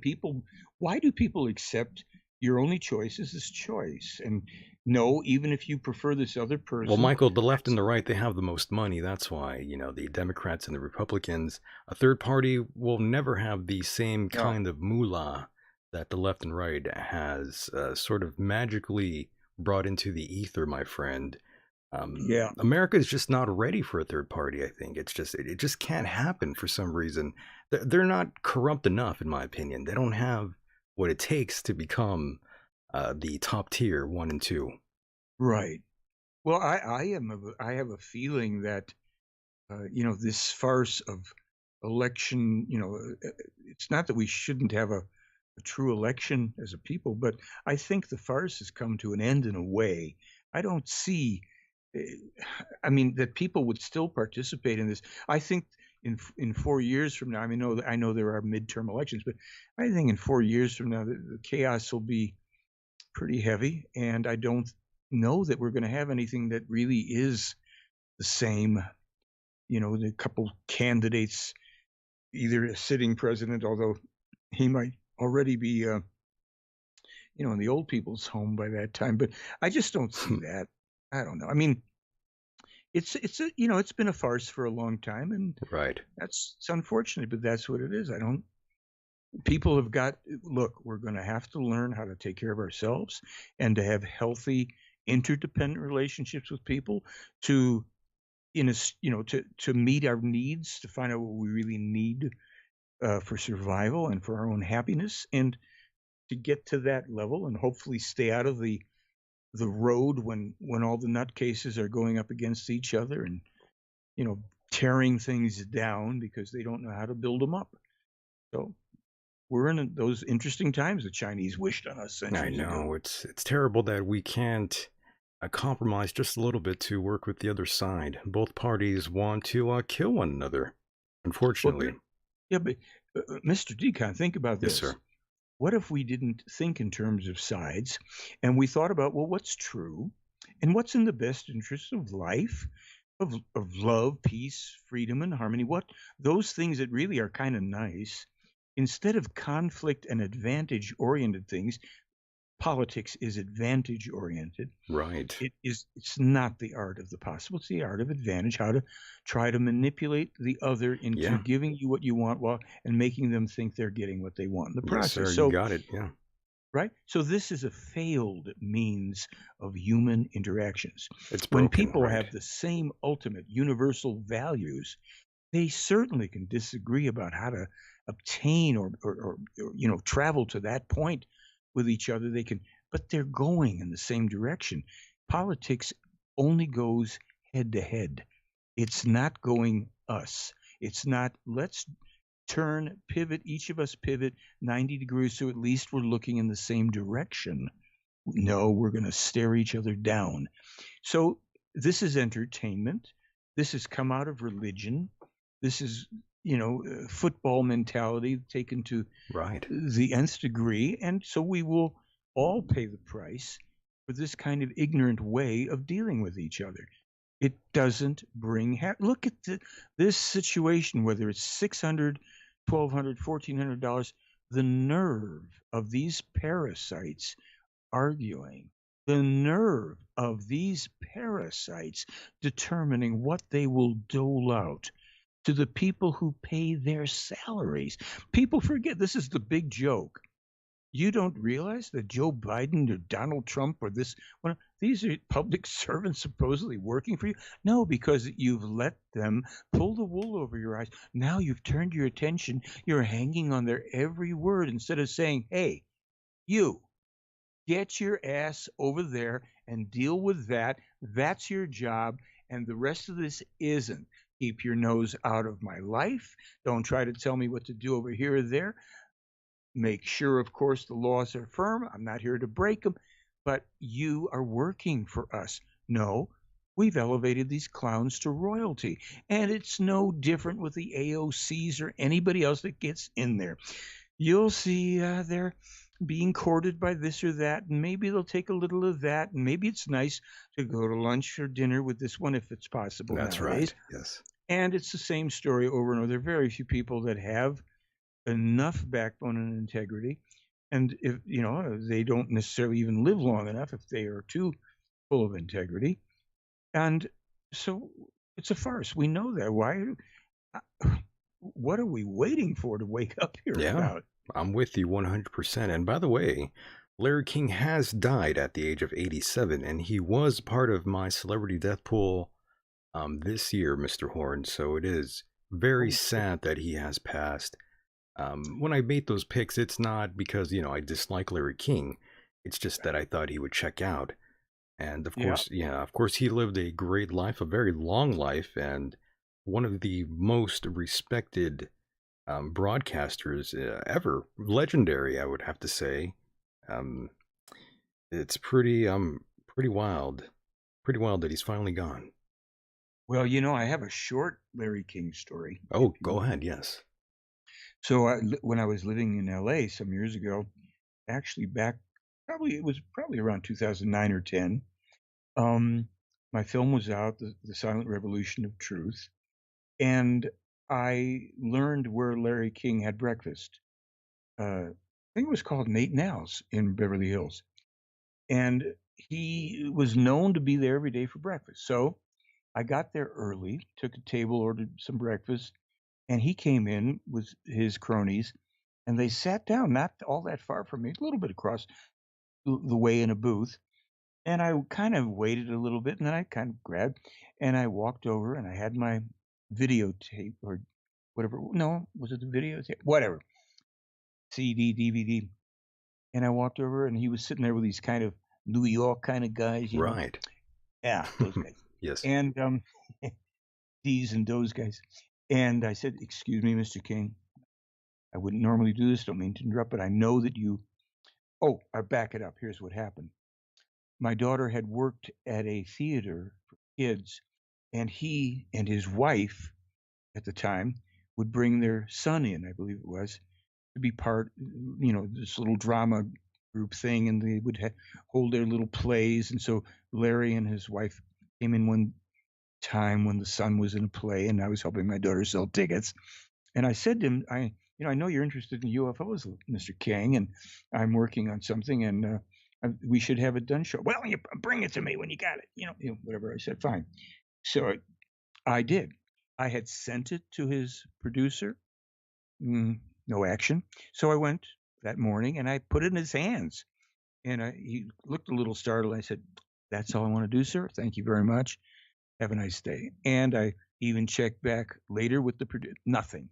And he was using Billy Meier's films without attribution, talking about UFOs when he'd have on UFO experts who, of course, know absolutely nothing. To the last one of them, nothing of significance. But poor Larry, or, listen, maybe not poor Larry. The guy had a fantastic life and career. Jeez. He's a rock star. Yeah. In every sense. He just, checked out. Yeah. It seemed like that was going to happen when I learned that he was in the hospital with COVID. COVID, yeah. Good God. 87. I mean, he's 87. probably had enough of this whole thing. Yeah, he was probably sick of it all. And by the way, Mr. Horn, how old are you now? Let's see. Let me wait. I got my license here. Yeah, how old are you exactly now, Mr. Horn? Oh yeah. According to this, I'm about 77 and a half almost. Well, you got a long time. I'm trying to run it out a bit. That'd be nice. Paul Hellier, I think he's like 99 now. Oh, he's amazing. Or is he 100 now? Again, another guy who's really got so badly misled by these UFO dopes. But I met him in Canada, I think it was 4 or 5 years ago, something. It was at a presentation. He was there. He's 97, by the way. 97? Oh, my God, yes. Jesus. I mean, very nice guy. Yeah, he's been on the show. I do like Paul a lot, but yes, go ahead. I'm sorry. Yeah, he could and I actually corresponded very briefly with him. I think, be really blunt, I think he's very religious. And when he saw the Meier material, and it's all, the reality of it was a bit much for him. He was still at the level of the little grays and the abductions and the government, this and that, And I thought, oh my gosh, this guy, he could have, well, who knows if he could have made any difference, because then again, I don't know if anybody takes him all that seriously. I don't think they took him serious. Yeah, I was going to say, I think they kind of buried him out there. Yeah, hopefully not fully, but yeah. Right. But I thought he was kind of cool. This guy in his 90s, he's out there lecturing on, UFOs from his perspective, and that was cool. But so many, people in terms of the UFO world, they come and go, and they're just desperately clawing around to try to have some significance. And as I said earlier, about the international UFO, the IUFOC thing, Bob Brown and Wendell Stevens started that, and Bob Brown deserves huge credit for giving all the time to the Meier material. I lectured there 3 or 4 times, something like that, and now it's just more of this UFO nonsense, and he's become complicit in it. And I've told him as much, in emails that he doesn't want to respond to.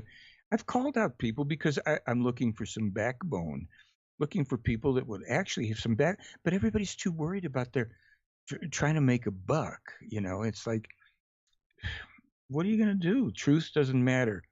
We're in a world where people hate the truth. That's it. They hate the truth because it's beyond inconvenient. Well, people don't like hearing things that they don't necessarily agree on, or they sort of grew up learning a different sort of way that that's being presented. So anything that challenges their whole viewpoint on life. Yeah. You say one thing, it just screws everything up for them. Well, here's an interesting thing about that to me. Yeah, I've got a friend, doesn't live too far away from me. Very religious guy. I'm not even going to go into what his religion is, but he has been open-minded enough. I've known him now for a few years. The first time I met him, he came to a meeting to present some health technology stuff to a meeting where we're studying the Meier material, and I've known him ever since. And that goes back probably, I guess it's close to 8 years now or something. And we talk about things. We have different points of view about certain things, But the fact that he said to me one day, he says, well, I really can't disagree with what Billy Meier is saying. He says, of course, there's things that are different than, what I believe and all that. But right. He just seems to be really a good man trying to do good. Yeah, that's exactly it. Well, so, Mr. Horn, we are all trying to do the right thing. All of us in our heads all believe we are doing the right thing, and we can never be doing the wrong thing. Yeah. So, I mean, that that's everyone. Me wrong about anything? Look, I mean, how can that be? Why we go back to your question. Well, what about all the other UFO blah blah blah? And why are you only on billion? Well, I mean, what are you supposed to do if you find what you're looking for? Are you supposed to not? It's like I wrote a blog a few years ago. All the people claiming, that they want to find the truth. It's like a guy, if he finds a gold mine, literally, is he going to try and go somewhere else and say, nah, this can't be it, even though this stuff is right? No, can't be. I'll go somewhere else and keep looking. So if you really are looking for something, got to have the wit and the wisdom to recognize it when you come upon it. And then, what you do with it is it's up to each person. In the Meier case, there's something called ufology, and they can't, for the life of them, even look through the proverbial telescope and recognize that the Earth is going around the sun and it isn't the other way around. That's not being very intelligent. And that's why I also say ufology is the least scientific study with the least qualified people. It attracts people who can claim anything. You've got Michael Sala, who's talking all this nonsense about extraterrestrial threats and this and that. Guy doesn't know anything. He was kicked out of academia for making bizarre comments about aliens and all that he couldn't back up. But this is where they land. They land in ufology. Paula Harris, Stephen Bassett, and Stephen Greer, and all the rest selling, snake oil. Snake oils. That's yeah. That's it. So, no, I'm not popular with that crowd, and it's like the comedian that very few in your audience may know of, Groucho Marx, Sure. said, "I wouldn't want to be a member of a club that would have me." And he had such a great way of saying stuff. It's kind of like, oh, no, you guys want me? No, I'm not willing to join your club. But, they're not offering me membership, and that's fine. Please don't, and keep on banning me or whatever. Right. God save me from your followers. Yes. Indeed. And of course, since we, as we wrap up here with COVID, by the way, just to quickly put this one out here, has Billy said anything about COVID-19 in terms of how long it will stay here? I believe it's something that will last forever, Mr. Horn. Well, yeah, I think you're right. Yesterday or the day before, whenever I put up that blog, I noticed the way they worded it about it not being solved even as we move into the next century. Yep. So for just about everybody listening at this point, since we're only in 21 here, that means in all of our lifetimes, it'll be here in one way, shape, or form or other, according to this information. And they have said even longer. It, like you said, forever. The vaccine company, was it Moderna, also said just recently something about, expected to be here forever or whatever. Yeah, that is pretty much it. And the problem, of course, is that this thing mutates like crazy and all these variants, and that, as the Claren told Meier, this virus holds some pretty nasty secrets that our virologists That's right. do not have the capacity, technology, or knowledge to pierce, to understand yet. It'll be a long time. So we take no joy with, Billy wrote a whole thing to be disseminated again about people protecting themselves. Look, we're the first people I know of who said lockdown, pointed out that most of the masks in the beginning were useless because people are just wearing surgical masks that aren't meant to really, keep viral drops containing virus. Yeah, you need something better than that. I'm sorry? You need something better than the surgical mask. Well, that's, I think it's very possible that the masks we have may be that, better thing, certainly, and maybe it's the best thing. People have to check it out. They are proven to deactivate the virus, whether it's coming from one wearing the mask or the outside. Not just trapping, so that you don't want a mask that's a hotel for viruses. This thing deactivates the viruses. Good. Get them at a discount if you want them. There, it's on the blog, and I'm, whatever. But the main thing is, of course, to stay out of the public as much as possible, to do all the proper things. Hey, I'm happy with that, Mr. Horn. I don't need to go out there. Yeah, I'm straight. I'm good. There's some shopping that we have to go and wait in the car. They'll bring it to you, and other things get delivered. And try to take walks in the woods where there's nobody else around. Right. By the way, will you be taking the vaccine, Mr. Horn? I'm pretty sure you won't be. No. No, I wouldn't do that. I don't think even certainly I wouldn't be taking it for my own feeling of any security. I think it'd be And useless, Mr. Horn. I'm sorry? It would be useless. Yeah, and I'm not interacting in the public, in that way. If I go out, I'm masked and very often with goggles because this pathogen enters through the eyes as well. That's right. I think it's best to do that. Just cover up as best as you can instead of getting the vaccine. Yeah. Since that's probably worse for you. For some people out there, not for everyone. I know it's good to have some protection than none, but in terms of injecting anything to your bloodstream there, that's a no-go for me, for now.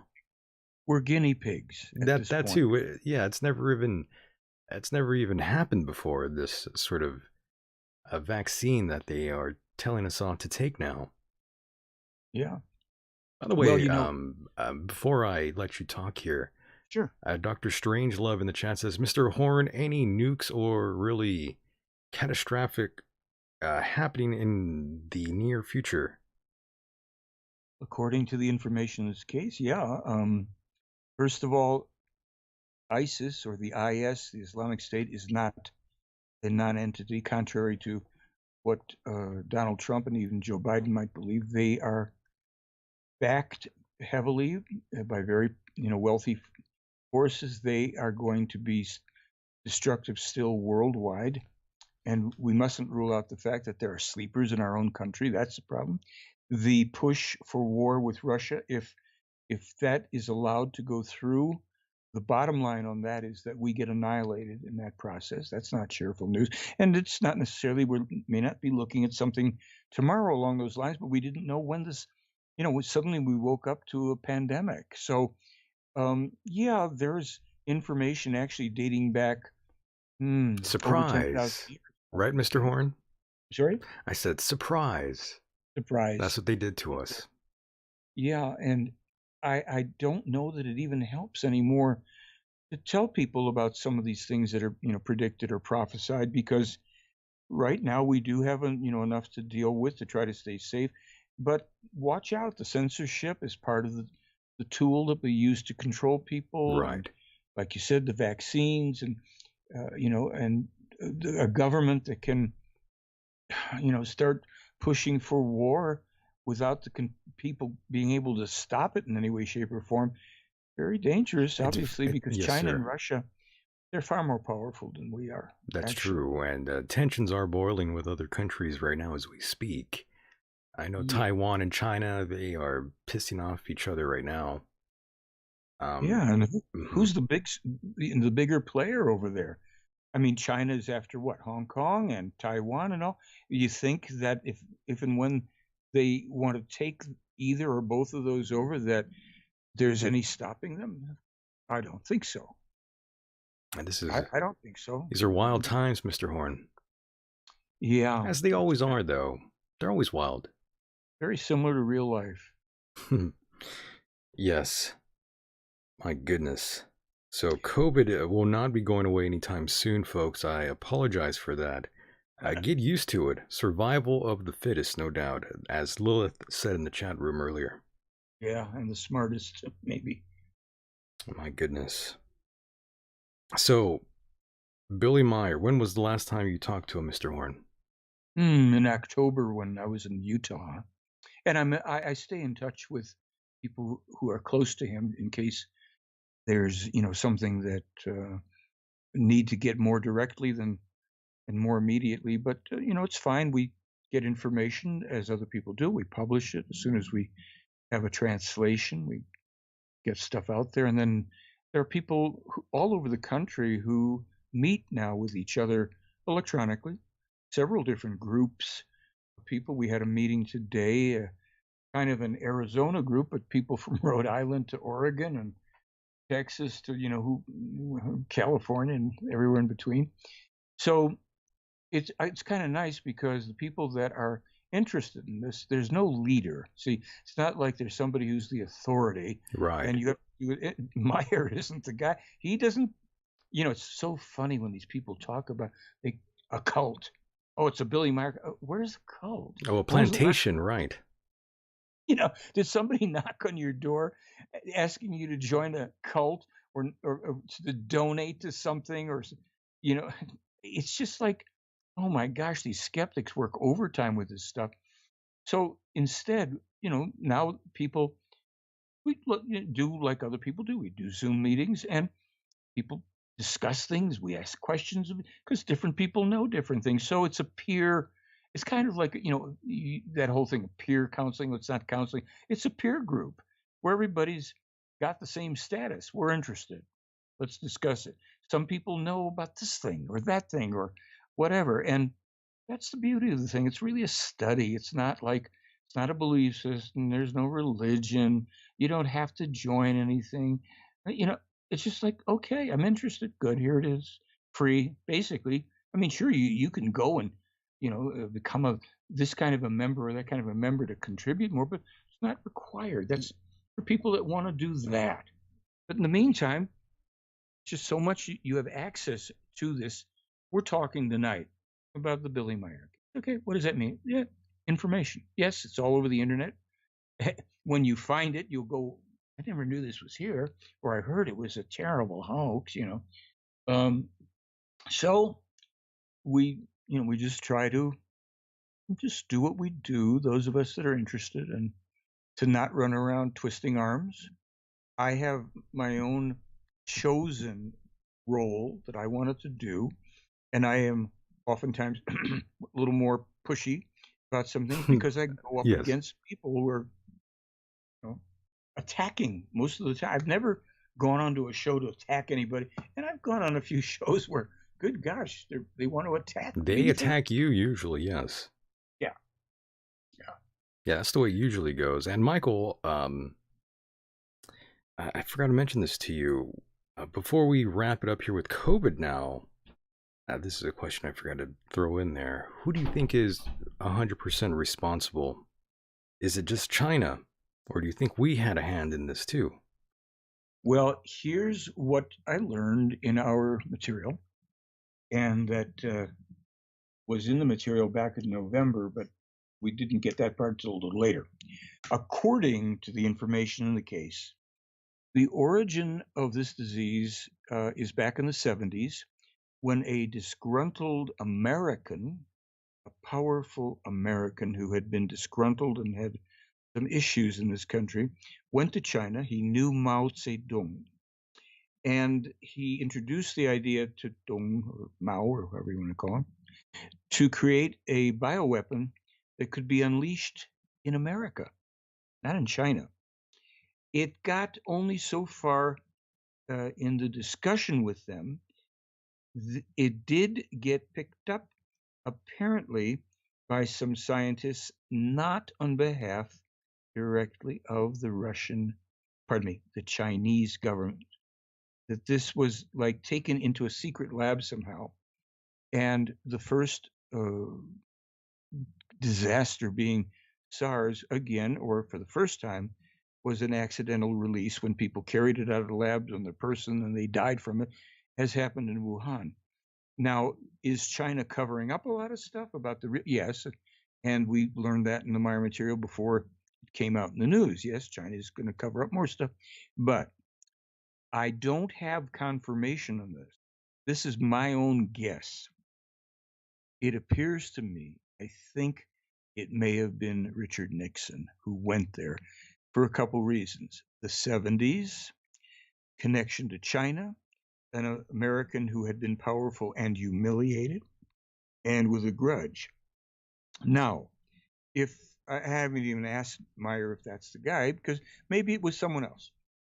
I don't know who it would be, but who else would have fit that overall profile of American, powerful, humiliated, and disgruntled, knows Mao, goes to China, who opened up China to the world pretty much?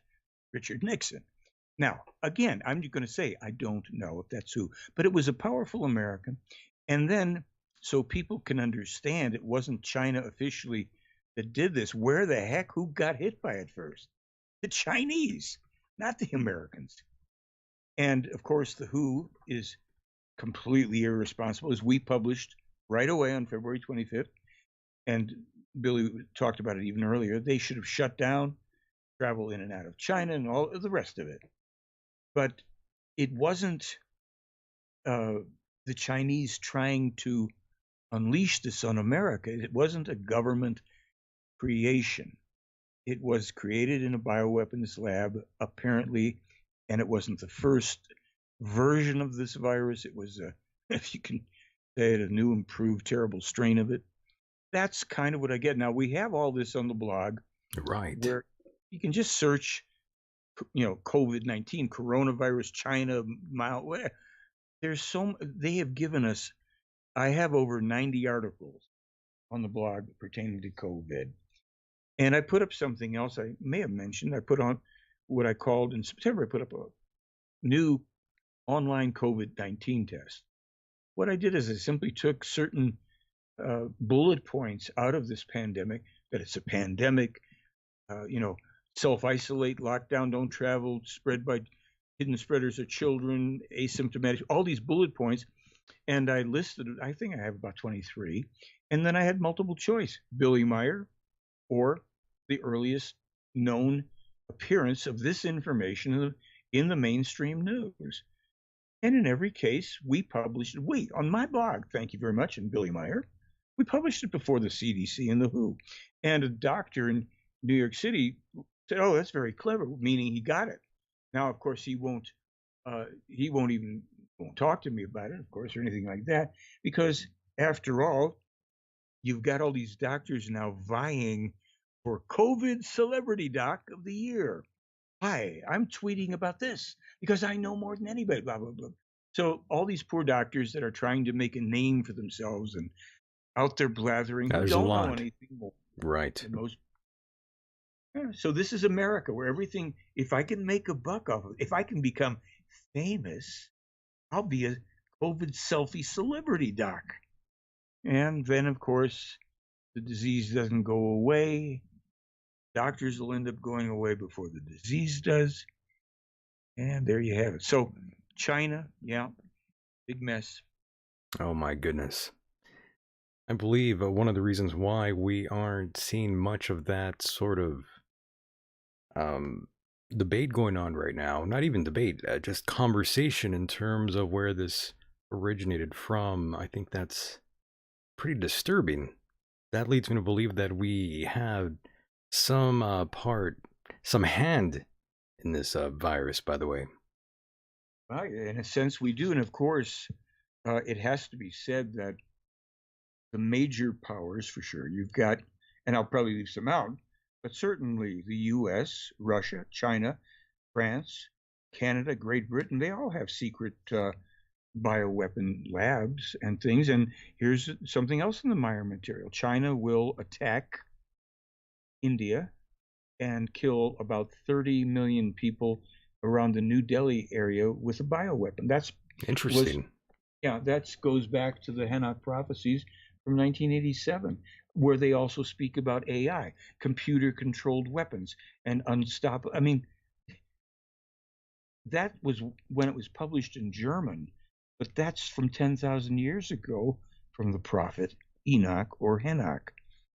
This is something very different, Billy Meier context. Very, very different. Right, and my goodness, so much going on.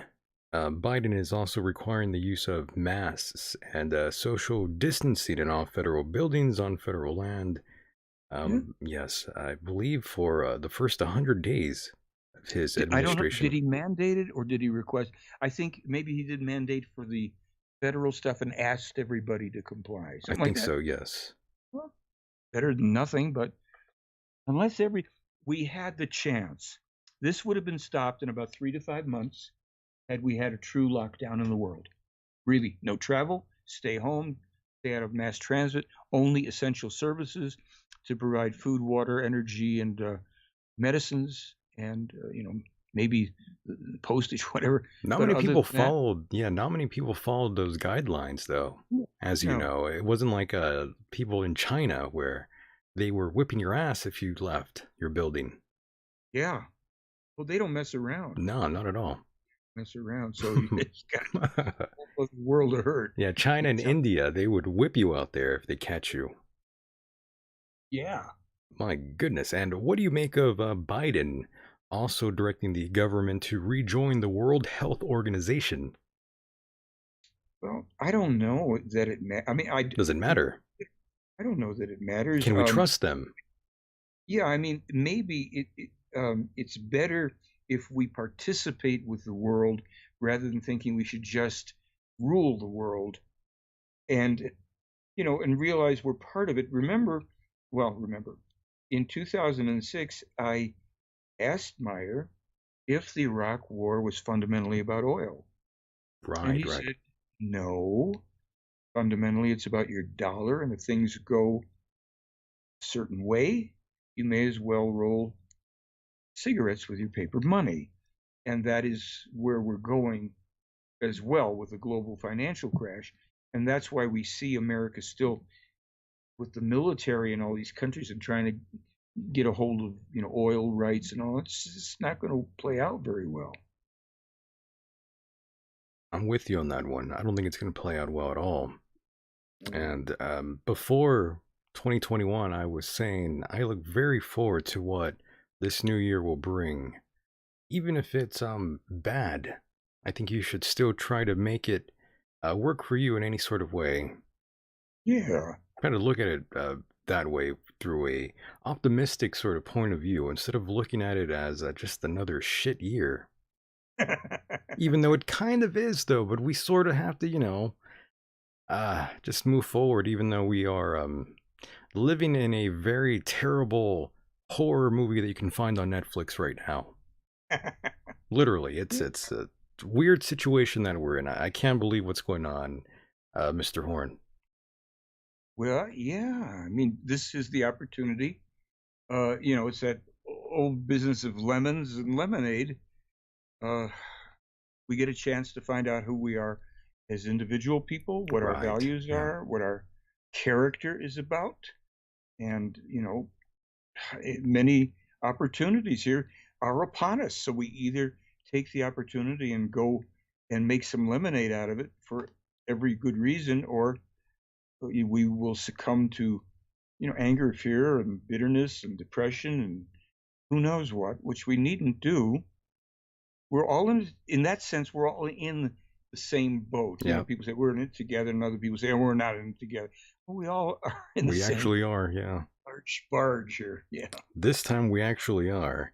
And of Yeah. course, Mr. Horn, we are coming to a close very, very soon here. And earlier I put up a random GIF of one, what's his name? Marshall Applewhite. There we go, of Heaven's Gate.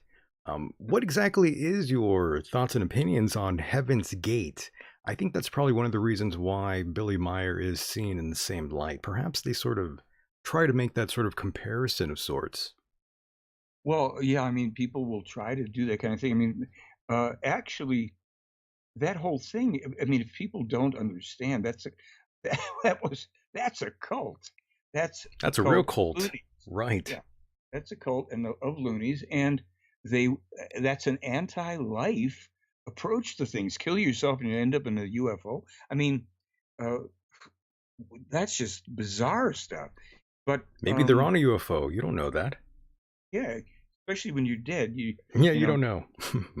as I like to say, the only Oh thing boy. dead people do is vote multiple times in Illinois. But other than that, you're not going to get to do anything. And all these people, the Jim Joneses and the Marshall Apple whatevers, they get gullible people. And plenty of gullible people these days. I hope they don't wander into those things. You can't, it's so far. Have we really changed though, Mr. Horn? Once I bring up people that are gullible and cults, I mean, we still see it today. I think humans have not changed. We are still dumb as dirt.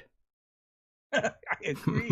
Oh, look, that's the whole thing. And I'll be look, when I did that video interview with that reporter down there, I grabbed it on video and I looked at that and I watched it and I thought, this is unbelievable, almost unbearable. I grew up at a time when at least people who were in the media and considered reporters investigate, they investigated. This woman is telling me, well, why is it important? Do you have anything new? I'm the guy that published information before there were only 57 cases in the entire country. What's wrong with you? So I am sorry. I just think too many people are stupid. I don't It's just blame it. you. I don't blame you. Yeah. I wish it wasn't so. I wish I was driving a Tesla. But that's not happening, and people aren't changing. They are still as gullible as ever, Mr. Horn. Yeah, well, Even what are you even gonna the do? even the really educated, the ones that went to school their entire lives, those individuals are bankrupt from any sort of uh, common sense. Yeah. It's insane. I don't know how many smart people that went to school their entire lives, and I meet them at these conferences over dinner, Mr. Horn, and I think, holy shit, you went to school that long and you're this dumb. Crap for brains. How's that Yeah. possible? Well, Oh yeah, God, I mean, maybe they can tell you. I don't know. I'm going crazy, Well, Mr. I'll Horn. tell I'm you how it sorry. happened. I went to public school all my life. Mr. Horn, it's always a honor and pleasure to have you here. It's always refreshing to talk to you about the world, Mr. Horn. I don't know. It's so funny. The one thing that throws me every time you say it is when you call me Mr. Horn. I love doing that. I'm sorry. It just sounds so proper. It is. It's so proud. I think only my child should call me Mr. Horn. But it's so funny. I mean, I call you Mr. Decon, but it's so nice and formal. But I don't. It's like it's it almost. Yeah. It's interesting. It's I just, like it. It's good. I mean, it's fine. You notice I wait till the end of the show to tell you. Gee, that's so weird. It throws me every time. It's not in a bad way because like we're being respectful. I with gave each you other. some authority there. Yeah, you like that. That's right, Mr. Decon. There you go, sir. Oh, yes. It Well, goes two ways. yes, sir. Yeah. Mr. Horn, before I do let you go, is there anything else you'd like to touch upon that you feel that we did not cover? Here's a great opportunity to do so. Well, you know what? I'll say this. I think we should revisit, whenever you like, a few months, whatever, and look at the world in several months and look, with keeping in mind our perspective, let's say now, about the things we had, whether it's Joe Biden or the disease or anything else, and we can reflect on that. I mean, we do anyhow. Very often we, say, well, last time we spoke, but that's it. I feel like we're just two people, who are talking about all this stuff. It's part of what life is. I won't be able to speak about a good chunk of this in my interview tomorrow with a fellow who's asked to leave don't talk about COVID, and thinking, well, I guess, you want to keep a certain type of audience, but if you'd like to ask, he wants to ask me about UFOs and stuff, and I'm so glad to talk about it. So, no, I just feel like this is, in a way, probably our most chatty kind of communication where we just talk because we're just people discussing this. And I hope it is value for people. I hope people will look into what, Billy Meier has here. I think they'll be finding out more and more in the coming time about how unfortunately accurate it is. That's right. Newer listeners will find this very insightful. And of course, the older listeners always interested in hearing what you have to say. And of course, you do have your stalkers and haters, Mr. Horn, that will be flooding the comment section as soon as this goes up. Ah, goody. Yes, the ones who threaten your life. Ah, yes, delightful folks. And you'll notice that not one of them that is going to certainly attack Billy Meier, has any evidence against it. They're going to repeat the same old hearsay because they're gripers and they're unhappy people, and they have to live with themselves. Fortunately, I don't. You don't have to live with them. So they'll vent their spleen and do whatever they do, and they're in it with us too. We're all in it. And I don't. They're only trying to help, though, Mr. Horn, in their own way. Yeah, and maybe we all are, and in time, we all grow, we all change, we learn over time. Be a long time, but I wish us all well, of course. Yes, sir. I wish us all the very best, especially for you, Mr. Horn, and your family. I I hope no one that you know contracts COVID-19. I hope everyone in your family remains healthy and strong, as well as you, Mr. Horn. But I already know that I don't need to tell you, you're going to live forever. I'm trying. Well, I'm working on it. I don't know. It's that yoga you do. I think that's what's keeping you around so long, Mr. Horn. Well, I like to squirm around. What can I tell you? All right, my friend. Once again, thank you so much for being a part of the program. I will talk to you on the other side. Thank you, Mr. Deacon. Much appreciated. You got it, brother. Take care. You too. Mahalo. Mahalo. And there he goes, boys and girls, the one and only Mr. Michael Horn. I will talk to him again in the very near future. Great performance by Mr.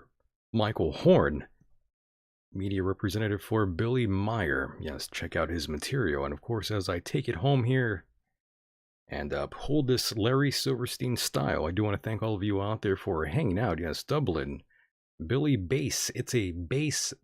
I have no idea what that means. But yes, Lilith, Local Machine, Detroit, CM 5891. I have no idea what that means. But I do want to thank all of you out there. Yes, Justin as well. I see you in the chat room there. Smokescreen Hassle. Smokescreen, I'm not sure for what you need that screen there for. But yes, I'm glad you are here, not somewhere else. It's been a fun show as always, a top talent show. And yeah, special shout out to those out there listening in on TalkStreamLive.com. Big shout out to you. And of course, those that listen in on the podcast rendition of this program. You can find this show here that you're listening to. Take us on the road by searching the Michael Deacon program on all popular podcast platforms. I don't really like iTunes though. I prefer Castbox. Great app too. But yes, you can find us on all major apps. Don't feel too honored. And I'm looking at what kind of name? Michael, that's your name? Mikael, that's the way you spell it? That's the way you get down? Very nice. Very nice. I thought some of you would actually call in here tonight. I feel let down. I thought you guys would call in and ask anything you had on your mind to Mr. Michael Horn that was here. You let me down. That's okay. Regardless, you can get a hold of me via Twitter at Michael Deacon. Some people wanted to know my Twitter handle, so there you go. Don't forget, if you are a fan of this program and want to help fund this program, that would be fantastic. Please go to patreon.com/Michael Deacon. And yes, you will find bonus material, great material. Some even prefer it over this show here, the regular show. They like that sort of intimate feel that you can find over at patreon.com/learn about the history /Michael Deacon. Yes, learn about the show's history. Patreon.com/Michael Deacon. Word. International listeners out there, thank you so much for your participation as well. Stay safe, everyone, no matter where you are on this island Earth. I am, in fact, Michael Deacon the last time I checked. And with that said, the world is a mysterious place, and life itself is a mystery. Until next time, good night, everybody.